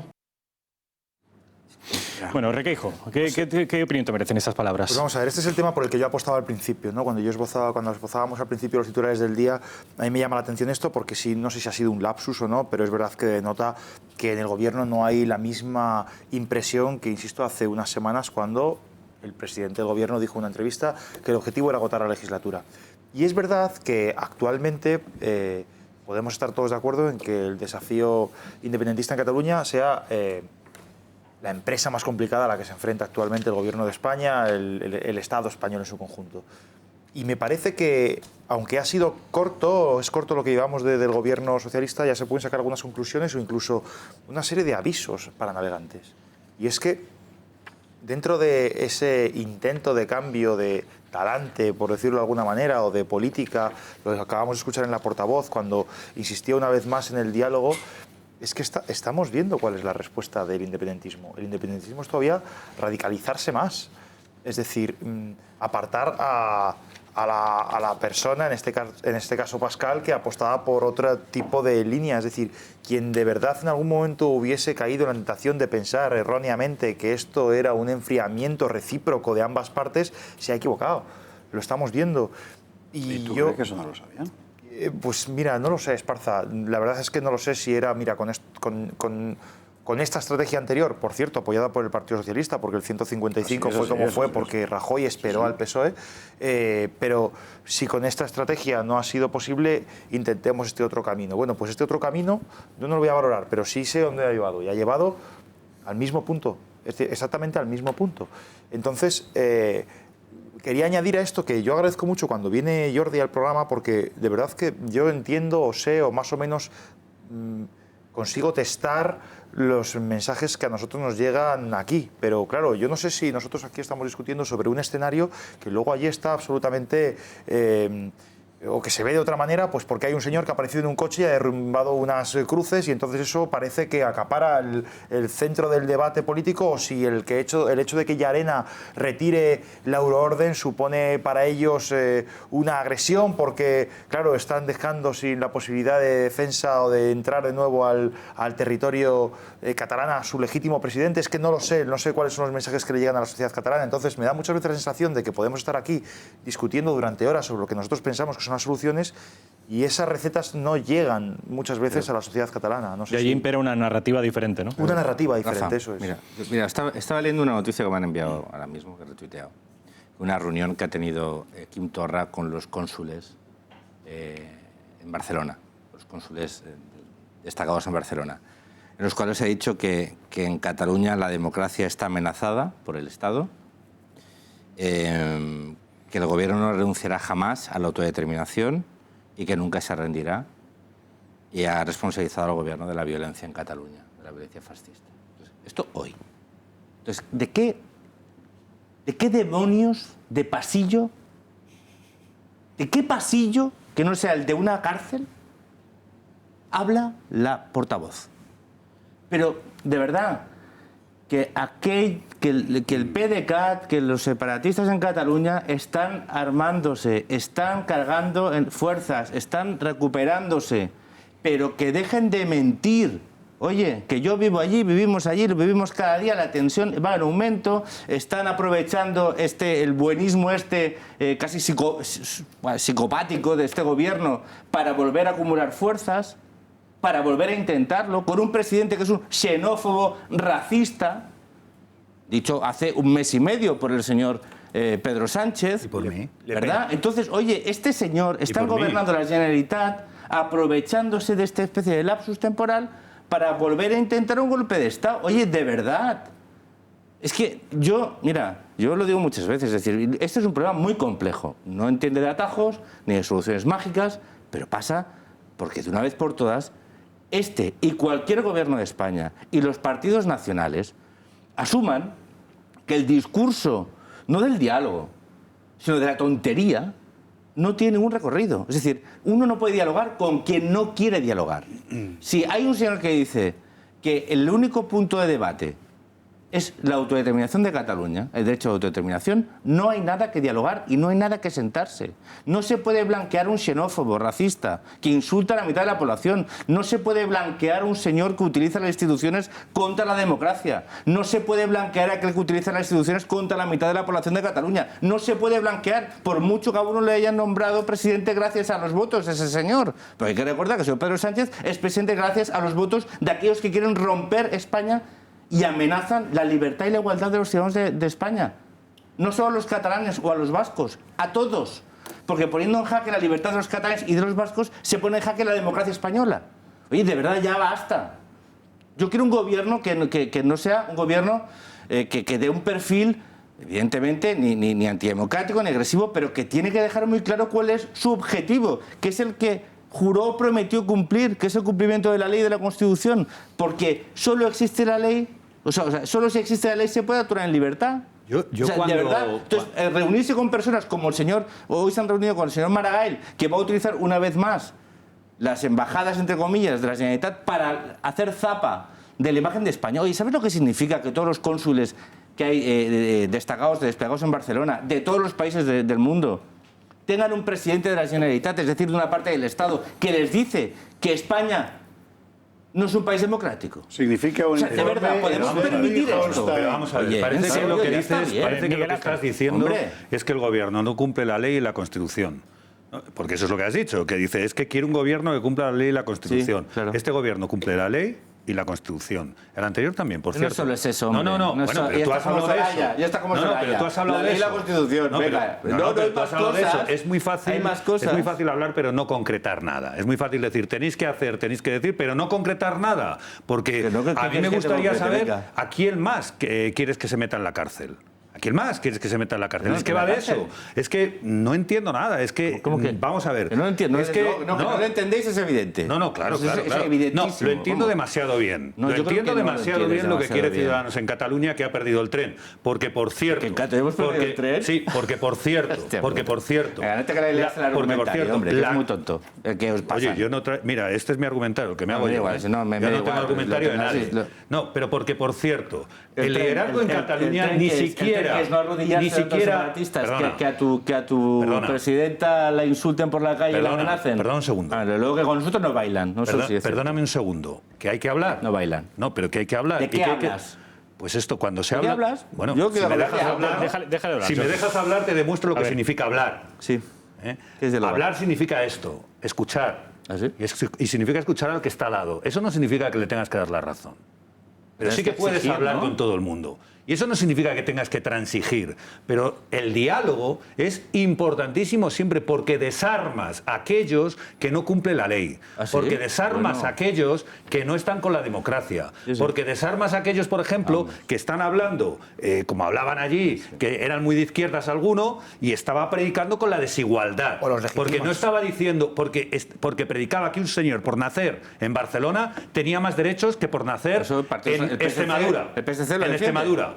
El federalismo asimétrico, eso es precisamente lo que hay que hacer. Hablar para desarmar. Y para desarmar además ideológicamente. Y para poner cosas concretas encima de la mesa. ¿Y cuál es? No pasa nada por hablar con la persona que está ahora mismo regentando y que es el primer titular, el presidente del gobierno de Cataluña. Pero tampoco pasa nada por decir que es un supremacista. Y lo digo aquí y ahora. Que cumpla la ley. Que es un supremacista. Pero se puede hablar. Se puede hablar y se pueden decir las cosas. Se puede hablar con los nacionalistas, eso no significa que tengas que son unos transigir, delincuentes. Se puede hablar de cosas como, por ejemplo... los delincuentes a la cárcel. Sí. Pues por eso. Si este señor está diciendo que va a vulnerar la ley... Con ellos los delincuentes a la cárcel. Y si se portan bien. Si no, ni eso. Oye... Iván. Con los delincuentes se puede hablar... Puede pedir que se implemente una república. Lo está haciendo. Está diciendo que está implementando una república, un cargo público en este país. Oye, hacerme el favor, vamos a abrir el debate. No puede ser implementar la república en ningún sitio. ¿Pero qué república? Oye. Porque son sus ideas. Eso es vulnerar la ley. Porque son sus ideas. ¿Pero qué ideas? Que es un cargo público, es el presidente de la Generalitat. No puede decir que va a vulnerar la ley. Acciones en el Parlamento de Cataluña que conlleven un incumplimiento de la ley. Lo que no puede ser este Estado es del pito del sereno. A ver, Iván Espinosa Ronteros, por favor, y luego José Javier. Puedes decir lo que te dé la gana, amenazando la democracia. Respeta el turno de Iván. Todo lo que sucede en el Parlamento de Cataluña desde hace años, no meses, es contrario a la ley. Todo. Y con estos, que son unos delincuentes, de lo único que se puede hablar es del color de los barrotes en la celda si se portan bien. Y si se portan mal, ni eso. No hay nada de qué hablar con un delincuente. Entonces tú dices, el diálogo, todas ideas son buenas. Pues no, señor, ni todas ideas son aceptables, ni todas ideas son buenas, ni hay que escuchar a todo el mundo, ni se puede escuchar a todo el mundo. Se puede escuchar a todo el mundo que juegue con unas ciertas reglas. Y la primera regla es aceptar el conjunto de las reglas que se llama la Constitución. La primera regla es aceptar que no vas a romper España. La primera regla es que tú puedas negociar ciertas cosas en el conjunto, en el ámbito de la ley. La primera regla es reconocer que todos los españoles son libres y iguales. La primera regla es entender que un catalán no es ni más ni menos que un murciano, ni más ni menos que un gallego, ni más ni menos... Sí, pero es que esto se lo dices a estos supremacistas y te empiezan a insultar, ¿comprendes? Entonces, si te insultas, pues cortas la conversación, evidentemente. Lo más naif que ha hecho el PSOE es suponer, yo creo que no se lo creen, pero suponer que cuando ellos llegaran al gobierno iban a abrir una ronda de diálogo con estos nacionalistas que en el fondo lo que les ha pasado es que nadie les ha entendido, nadie les ha entendido, pero que cuando dialoguen con nosotros lo van a entender. Pues no, señor, el nacionalismo lleva 40 años en la misma línea y es clarísima, ellos son unívocos, ellos van a por lo que van. Y de lo único de lo que viven es de los errores de los sucesivos gobiernos en Madrid, que se creen que el problema era del gobernante anterior, que se creen que es que el anterior no dialogaba lo suficiente, que se creen que es que con ellos sí se van a entender. Y no hay nada de lo que hablar. No puedes jamás convencer a un tío que no se quiere convencer. No puedes jamás satisfacer a una persona, a una entidad, a un movimiento cuya razón de ser es la satisfacción. Jamás. Tú puedes ceder infinitos recursos, puedes ceder impuestos, puedes quitar la Guardia Civil, puedes darles las competencias de interior, de sanidad, de justicia, de educación. Por cierto, es lo que se ha hecho. Y cuanto más les das... Esto lo dijo Felipe González, ojo, lo dijo un presidente de gobierno de tu partido. cuanto más les das, más insatisfechos están. No se les da nada. Cuanto más democrático eres con ellos, cuanto más tolerante, cuanto más cedes, peor. ¿Pero qué esperas de un gobierno que le ha dicho que le va a recuperar exactamente los lo contrario, suspendidos por el Constitucional? Pues es que lo que hay que hacer es recuperar las competencias. O sea, hay motivos más que suficientes para volver a aplicar el 155. Señores, estamos hablando, el origen de este debate se ha desviado porque no era hablar de Cataluña. De Cataluña vamos a hablar luego. José Javier, yo sé que quieres hablar de Cataluña. El nacionalismo general, no solo de Cataluña. El nacionalismo del País Vasco, José Javier Esparza quiere hablar de Galicia, donde gobierna el Partido Popular también. De por qué las elecciones, según la ministra Isabel Celaá, podrían... se ha aventurado a decir, yo luego sabemos los periodistas que le han cantado las 40 en los pasillos de Moncloa, que en fin, que no descarta que haya un adelanto electoral y que no se agote la legislatura. Nuestra compañera Cristina Ramos ha hecho la siguiente pieza sobre el asunto. El que dijera basta de promesas incumplidas e incumplibles. Yo aspiro a convocar las elecciones en el año 2020, es decir, acotar la legislatura. Parece que es el mismo que guardó su programa en el cajón tan solo un día después de la moción de censura. Y es que el escenario político de Pedro Sánchez comienza a enredarse y parece que ha resucitado el fantasma del adelanto electoral. De hecho, ya desde el gobierno comienzan a aceptar esa posibilidad y se muestran así de tajantes. Nadie está pensando en adelantar elecciones. Si bien nadie va a resistir más allá de lo razonable, sería absurdo. De momento, la falta de acuerdo para aprobar el techo de gasto, donde el Partido Popular de Pablo Casado lleva la voz cantante, pone en peligro la continuidad de Sánchez en la Moncloa, más cuando no puede aprobar la ley anual más importante, los presupuestos generales del Estado. Es curioso porque este paso es imprescindible para sacar adelante algunas de las promesas de Sánchez, que en poco menos de 2 meses al frente del gobierno ha prometido flexibilizar el déficit del Estado, junto con la subida de las pensiones al IPC, la eliminación del copago sanitario para los pensionistas, sanidad universal para todos, autopistas gratuitas y no olvidemos tampoco la reforma de la financiación autonómica. También quedarán en saco roto los nuevos impuestos a la banca y a las tecnológicas, ya que se necesita la mayoría cualificada de la que carece el Partido Socialista. Por su parte, desde Ciudadanos consideran vacías las palabras del gobierno y vaticinan un otoño caliente con un ejecutivo situado, dicen, en una encrucijada por haber elegido a separatistas y populistas. Así que yo vaticino que otoño va a ser caliente, vaticino que el gobierno se va a ver en una encrucijada porque ha llegado de manera no prevista, podemos decirlo así, al gobierno de la mano de esta gente, y creo que vamos a tener que acabando tarde o temprano convocando unas elecciones y en un gobierno estable, porque España necesita eso. Tampoco tiene asegurado el apoyo de Compromís y de Unidos Podemos, que ya han rechazado el nuevo techo de gasto por quedarse corto. El montante de Sánchez ha ascendido a más de 125.000 millones de euros, un 4,4% más respecto a los presupuestos anteriores. Importante será también la postura del PDeCAT tras el giro de este fin de semana, porque no nos olvidemos que sus 8 diputados fueron fundamentales en la moción de censura. Apostamos por la estabilidad de Pedro Sánchez, siempre y cuando vaya acompañada de pasos adelante. La estabilidad por la estabilidad no tiene ningún sentido. Ya lo ven, un programa de gobierno que parece ser un típico y tópico objetivo para captar el voto populista. José Javier Esparza, que te había prometido la palabra.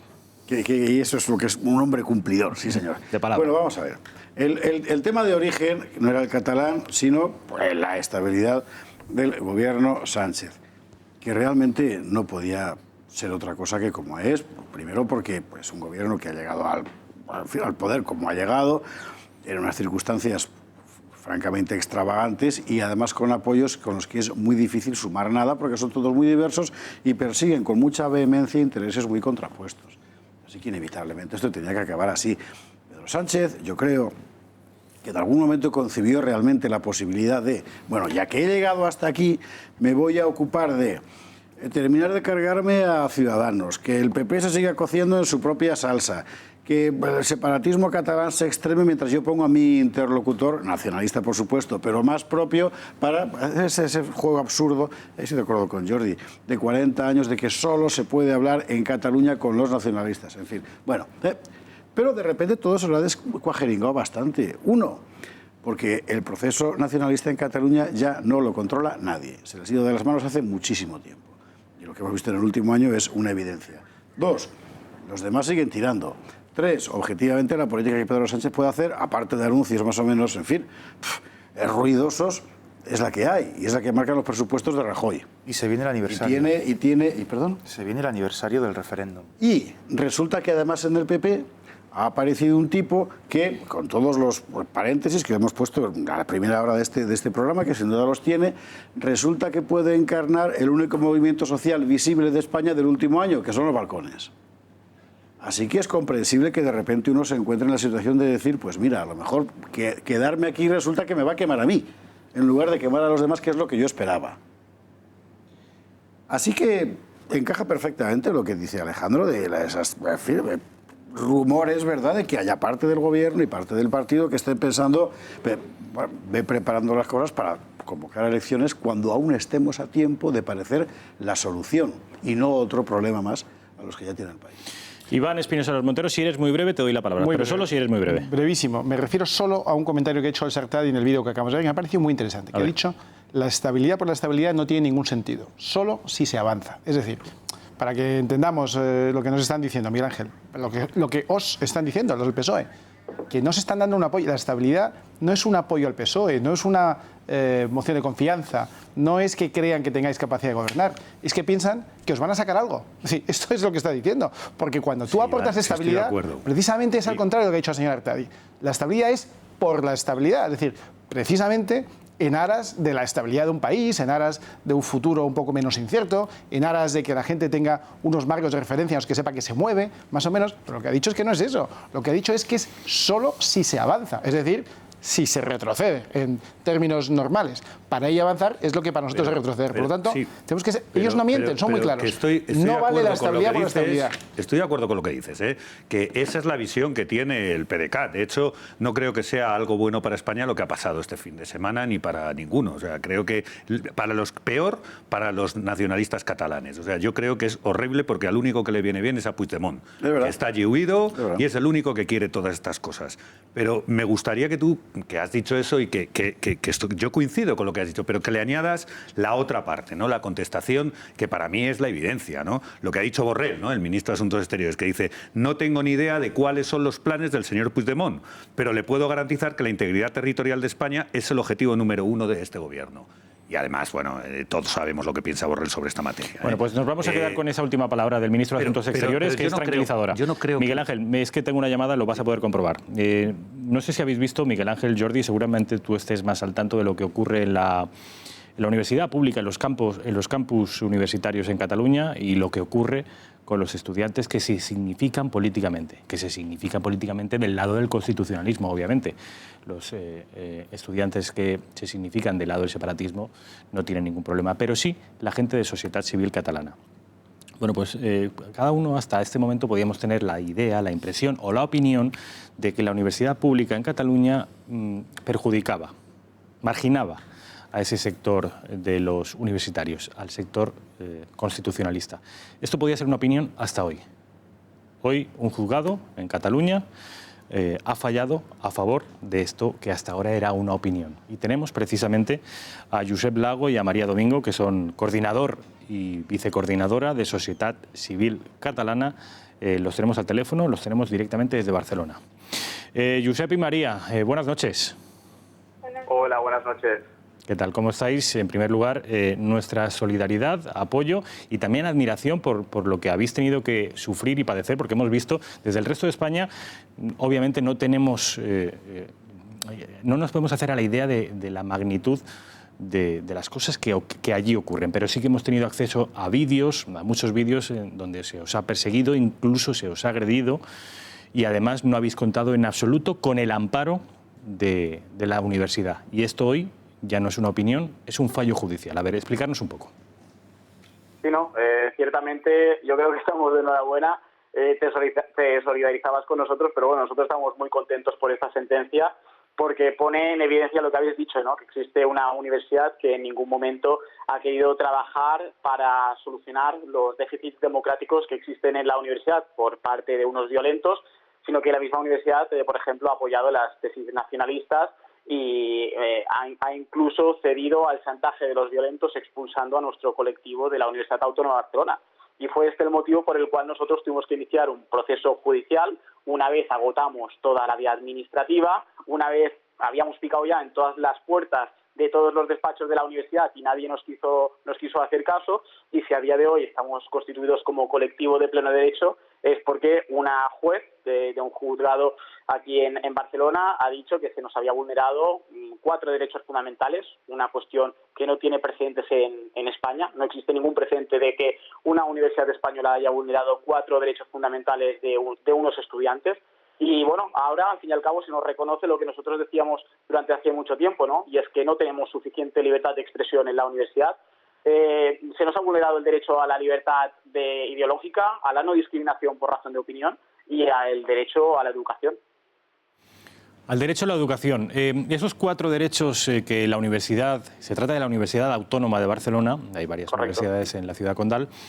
¿Cuáles son esos 4 derechos vulnerados que nos decías que era un caso inédito, que nunca se había producido, sin precedentes? Bueno, hasta donde nosotros sabemos, no existe ninguna universidad que haya sido condenada por vulnerar derechos fundamentales de sus propios estudiantes.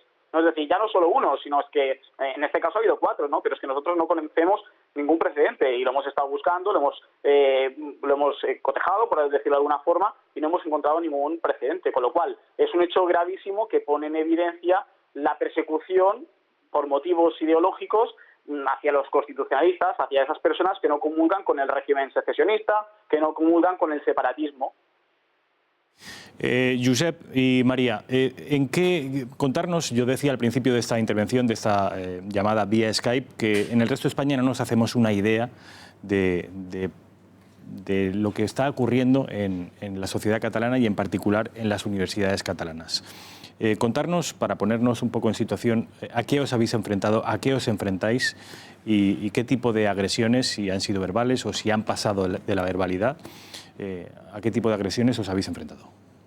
Pues durante los 2 años que llevamos inscritos como colectivo en la universidad nos hemos enfrentado a todo tipo de boicots, incluso a enfrentamientos personales, ¿no? Nosotros, por habernos significado con las juventudes de sociedad civil catalana, se nos ha llegado a escupir, se nos ha llegado a tirar piedras. También debemos, ¿no?, recalcar que esto sucede cuando te significas, ya que si tú no muestras ninguna tendencia política, esto no es el día a día de un estudiante de la Universidad Autónoma.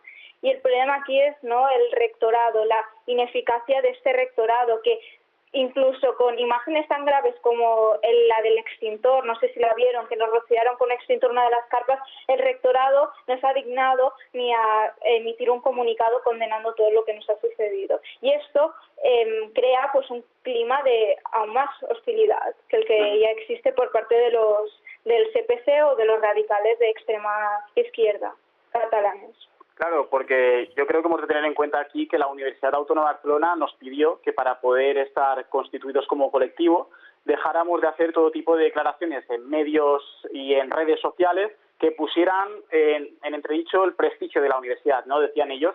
Y bueno, ¿y qué decíamos nosotros en medios de comunicación? Pues decíamos que no nos parecía normal que la Universidad Autónoma de Barcelona, así como cualquier universidad catalana, se adhiriera al Pacto Nacional por el Referéndum, que no nos parecía normal que utilizaran nuestros mails como estudiantes para hacer propaganda independentista y para que nos sumáramos a sus parones de país, que no nos parecía normal que utilizaran el mail para decirnos que estábamos en un estado opresor, y que tampoco nos parecía normal que hubiese encapuchados que cogieran material de la universidad y lo plantaran en medio de la autopista para cortar la carretera, ¿no? Entonces, por decir todo esto, la Universidad Autónoma de Barcelona nos chantajeó, por decirlo de alguna forma, y nos dijo que si nosotros seguíamos por la vía de denunciar todo eso, lo cual nosotros creemos que es una cosa normal, además siendo sociedad civil catalana, y que entra dentro de nuestro derecho de libertad de expresión, por decir todo eso, la universidad nos expulsó como colectivo de pleno derecho.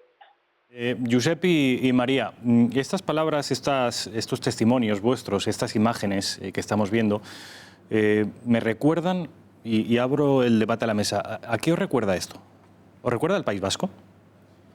Aquí no hay muertos, ni los va a haber, Dios lo quiera, pero ese nivel de politización de la universidad pública, esa monopolización por parte de un sector, de una trinchera, de una determinada sociedad... Es peor que en el País Vasco. Esto es peor porque aquí no hay una muerte física, pero sí que se provoca una muerte civil y hoy, gracias a un fallo judicial, podemos decirlo sin temor a cometer un error. Jordi Cañas, tú querías hacerles unas preguntas. Sí, bueno, yo primero lo que quiero es felicitarles a Josep y María y Josep y a todos los amigos y compañeros de sociedad civil, de jóvenes de sociedad civil, por su trabajo, que es un trabajo desde hace años, permanente, firme y con un compromiso cívico que es un modelo y un ejemplo. Desde esa transversalidad ideológica que tenéis, que sé que tenéis, pero que os une la defensa de los valores democráticos. Y sois una trinchera de la defensa de los valores democráticos en nuestro país. Y vuestro compromiso como personas jóvenes os honra y sobre todo devuelve una fe inmensa en la capacidad que tienen las personas con compromiso de transformar las cosas. Porque vosotros habéis hecho algo extraordinario, que es demostrar y hacer público una situación en Cataluña no solo vive la universidad, sino que vive el conjunto de la sociedad, que es unas instituciones de todos monopolizadas y secuestradas por una parte. Y incluso por equipos directivos, en el caso de universidades, que desde su silencio y complicidad lo que hacen es alentar el totalitarismo. O sea, que la universidad en España, en Cataluña, en Barcelona, esté sometida a la coacción y los chantajes de unos totalitarios es una vergüenza. Y que vosotros seáis aquellos que han tenido que con su compromiso, esfuerzo y sacrificio personal de todo tipo, que me gustaría que explicarais el coste que ha tenido para vosotros esto, la verdad es que devuelve la esperanza en que se puedan cambiar las cosas. Pero no por eso deja de ser menos terrible, que asumamos que en la España del año 2018 hay una universidad que conculca derechos fundamentales a sus alumnos ante la pasividad absoluta, no solo de la Administración autonómica, que lo entiendo en el momento que también está secuestrada, sino por parte del conjunto del Estado de la Nación. Claro. Es que ese es el drama. Por eso es porque en el País Vasco. Claro, ese es el drama. Claro, pero bueno, veamos la parte positiva. Oye, gracias María, gracias Josep. Va a ser muy duro lo que os viene encima, porque fíjate lo que os decía la rectora, ¿no? Que dabais mala imagen a la universidad. Mala imagen da ella y su equipo directivo, que avergüenza lo que es la universidad. Y que es una vergüenza que ojalá en el conjunto del mundo universitario, no solo español, sino europeo, conozcan ese fallo judicial. Ese fallo judicial que demuestra que ese equipo directivo ha permitido y que ha conculcado directamente vuestros derechos. Hay que y llamar a gracias los por defenderlos, porque defendéis la libertad de todos. Gracias. María y Josep, suscribo, y este programa y esta casa suscribe las palabras de Jordi Cañas. Estamos muy orgullosos, creemos que sois muy valientes y os animamos, en fin, a no desistir, porque sois de alguna manera la vanguardia de toda esta lucha política y social contra el totalitarismo, puesto que esto se puede considerar totalitarismo separatista. Lo dicho, gracias y resistir. Una última cosa, si puede ser, si nos importa. ¿Perdón, Josep? No, una última cosa. Adelante. Sí, no, a mí me gustaría, para acabar, de lanzar una pregunta, y es si la comunidad universitaria está cómoda, si la comunidad universitaria acepta que exista una rectora que podríamos decir que ha sido condenada por vulnerar los derechos fundamentales de, pongamos, la mitad de toda la comunidad universitaria que pueda ser constitucionalista, ¿no? Es decir, si realmente la comunidad universitaria está contenta con una rectora que ha sido condenada por eso y si piensan que les tiene que salir gratis, ¿no? Entonces yo lanzo esa pregunta, y si creen realmente que debería seguir en su puesto o realmente debería terminar con su responsabilidad como rectora. La rectora que responde al nombre de Margarita Arboix, ¿no es así? Bueno, pues ahí queda la pregunta para que cada uno se la responda. Lo dicho, enhorabuena y estamos con vosotros. Josep y María, muchas gracias. Muy bien, muchísimas gracias. Parece que hemos empezado en la universidad del programa. Pedro Duque. No vamos a acabar con esto. José Javier, Requeijo e Iván. Antes, y lo que tiene que decir Alejandro con toda seguridad es muy interesante, así que me callo rapidísimamente. He dicho antes que es peor que lo que pasaba en el País Vasco y que en cierto modo sigue pasando. Por cierto, porque no hay nadie que los defienda. Es decir, en el País Vasco, bajo una atmósfera opresiva, con sangre incluida, había alguna instancia de resistencia institucional, es decir, podías acudir a alguien. Aquí no, aquí es el poder el que te está oprimiendo hasta pisotearte completamente todos los derechos con la connivencia, como bien señalaba Jordi, y tiene razón, del poder institucional en España. Ojalá eso se acabe de una vez porque es exactamente lo que está impidiendo que Cataluña sea un lugar donde los ciudadanos son libres. Es así de así. Pero, por ejemplo, Pedro Duque, ¿ha dicho alguna cosa al respecto? No. Pues esperemos esas declaraciones porque Pedro Pero Duque, sí de la además de... luna, ¿no? O sea, un tuit de Iker Casillas diciendo que el hombre no había llegado a la luna, tiene una respuesta inmediata del ministro.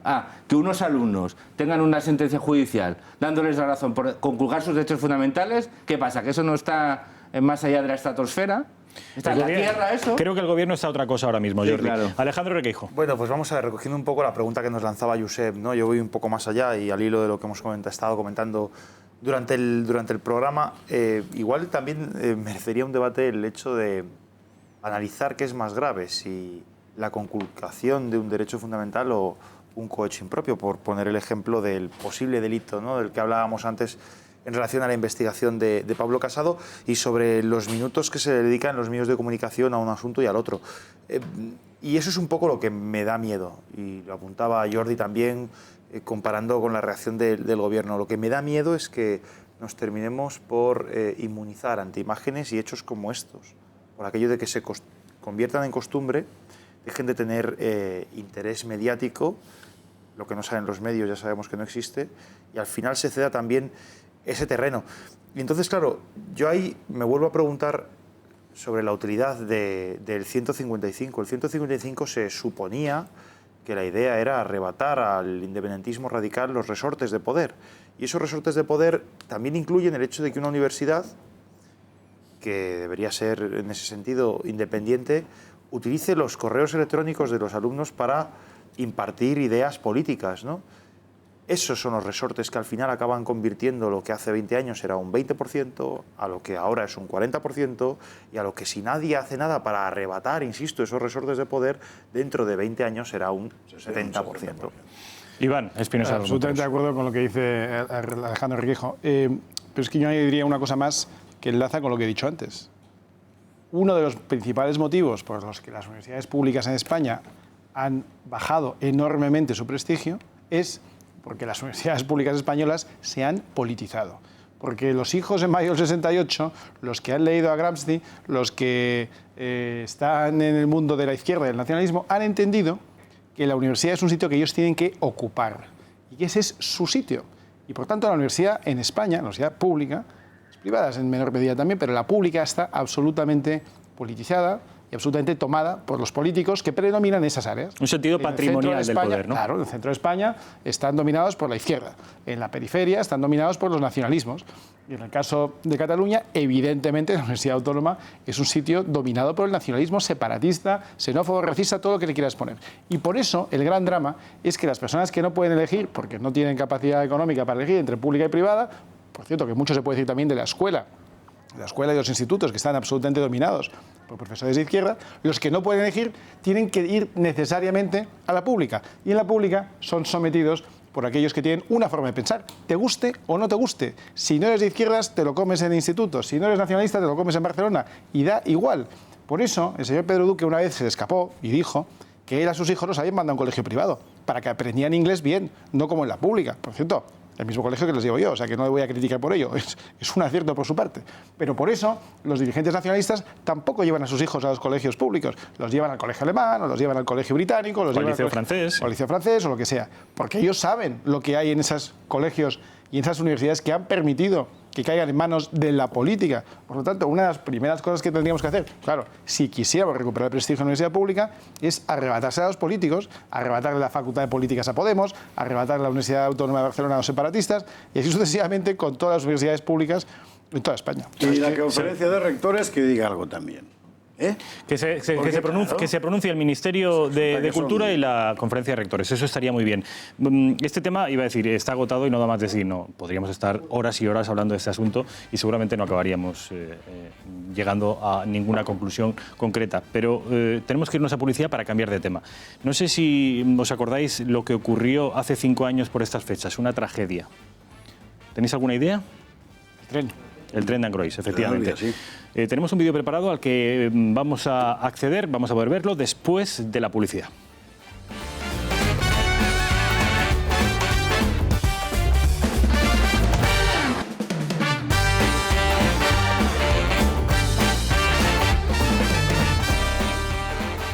Hace 5 años, por estas fechas, se produjo en nuestro país un accidente de un tren AVE en Angrois, en Galicia, y provocó 80 muertos. Se cumplen, como digo, hoy 5 años. Vamos a recordarlo. 5 años han pasado ya de este fatídico momento. A bordo del Albia 04145 con destino Santiago de Compostela iban 218 personas, 80 perdieron la vida, hubo más de 140 heridos. Las imágenes hablan por sí solas. Pero, ¿quién tuvo la culpa? En un primer momento el accidente se atribuyó a un fallo del maquinista.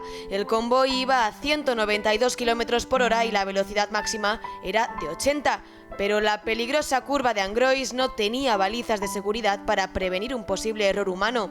Un lustro después, el juicio sigue pendiente, pero las víctimas han conseguido que el Congreso abra una comisión de investigación. No se cree en la versión oficial. Esto ocurrió hace menos de 15 días.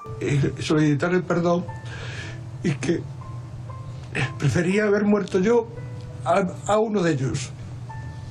Sí, con eso se evitaba una mínima muerte. Francisco José Garzón, el maquinista del tren, aseguró que el de Angrois fue un accidente anunciado en una línea carente de medidas de seguridad. Las víctimas denuncian que el maquinista no fue el único responsable. Reclaman respuestas y responsabilidades que todavía no han llegado. La investigación sigue abierta, pero Garzón cuenta con el apoyo de estos familiares, algo que apenas sirve de consuelo, porque el gobierno central y el gallego no han dado nunca explicaciones. ¿Acaso no fue un error humano y hay algo más detrás que no quieren contar? Difícil de olvidar la tragedia, difícil también olvidar la cara ensangrentada del maquinista, una cara que hemos visto en repetidas ocasiones llena de lágrimas, que sigue pidiendo disculpas y que parece que a día de hoy, en este aniversario, las que faltan son las explicaciones, pero oficiales. Bueno, pues ya han visto ustedes. 80 muertos, decía yo que se trataba de un AVE, no, era un Albia, y esas palabras absolutamente emocionadas de un hombre que yo sospecho destruido, que es el maquinista de aquel Albia. Sobre todo una cosa que me llamó, Rafa, si me permites, la atención muchísimo, y la comparecencia del otro día del maquinista fue absolutamente desgarradora en el Congreso de los Diputados. Dentro de una comisión de investigación que una vez más yo creo que ponen de manifiesto que investigan poco y hacen política, y oye, es la función de los políticos, pero que no le llamen comisión de investigación, que lo llamen de otra manera, porque se investiga poco generalmente en este tipo de comisiones. El hombre decía una cosa que me llamó mucho la atención, y es que a pesar de todo el dolor que él llevaba encima, quieras que no, había conseguido pasar desapercibido, en parte porque las imágenes que habían trascendido de él era con la cara absolutamente ensangrentada, y que esa comisión de investigación otra vez le había devuelto, le había arrebatado cierto anonimato en el que a duras penas se había refugiado durante estos años. Me llamó mucho la atención desde el punto de vista personal esas declaraciones, evidentemente teniendo en cuenta que, vamos, yo creo que nuestro principal apoyo tiene que estar en las familias de los fallecidos, ¿no? La justicia valenta, una vez más, se demuestra que a veces demasiado, y espero simplemente que pueda acabar la instrucción sin las dilaciones indebidas que en una hipotética condena puedan suponer una rebaja considerable.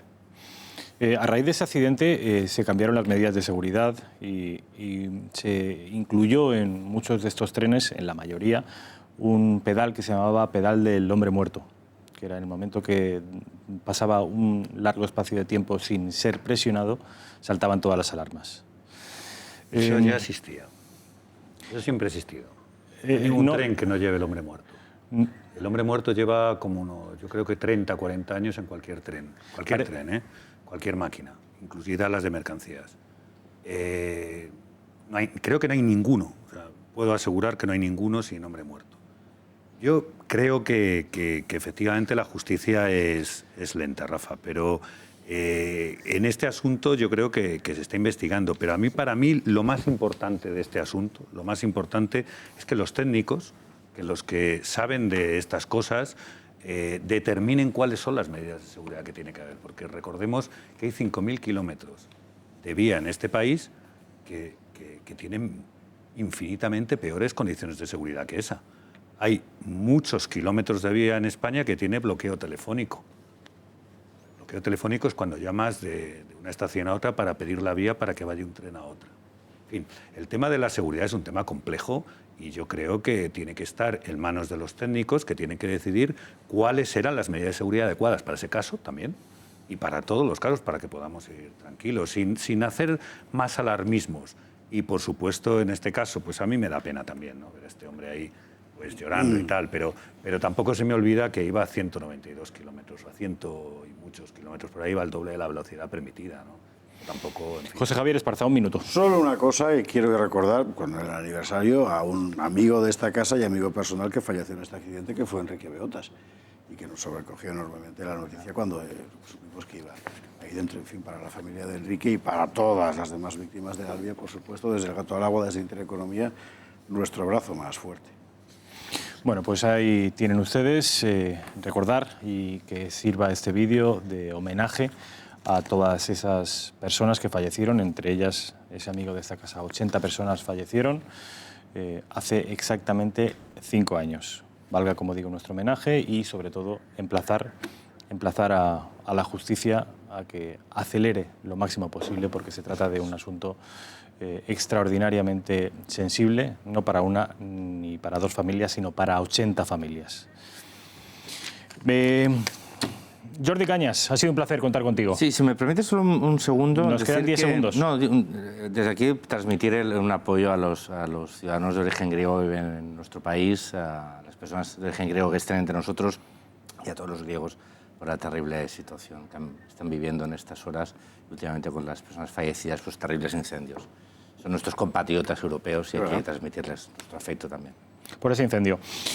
José Javier Esparza, ha sido un placer. Lo mismo digo, muy buenas noches, viva Taranco de Mena. Viva Taranco de Mena. Miguel Ángel Ferrero, un placer que estés aquí. Muchas gracias. Y acordarme de las 81 víctimas, que nos hemos acordado hoy todos, acordarme de ellas porque hoy es el día también de acordarme de ellas. Alejandro Requeijo, muchas gracias por estar aquí. A vosotros y ha sido un placer. Feliz Día de la Patria Gallega, que ya estamos en 25 de... Feliz Día de la Patria Gallega. Iván Espinosa de los Monteros. Buenas noches y viva España, porque aquí todo el mundo tiene sus patrias pequeñas, sus patrias gigantes. Pues viva España. Pero si es que Galicia es parte de España. Correcto, yo no he dicho lo contrario. Gallego, pues viva España, sin ninguna duda. Y mañana, 25 de julio, Santiago, que es patrón de España. Ahora es patrón de España. Pues ese no es la patria, es el patrón de España. Estamos ya 25 de julio, pero aquí no parece que ha llegado el verano. Viva Santiago, patrón de España, efectivamente. Y nada, les emplazo a ustedes. Mañana a las 21:45 estaremos de nuevo aquí en Intereconomía con todos ustedes en directo para pasar 2 horas y cuarto juntos para informarnos, para entretenernos y quizá, quién sabe, para aprender algo. Buenas noches.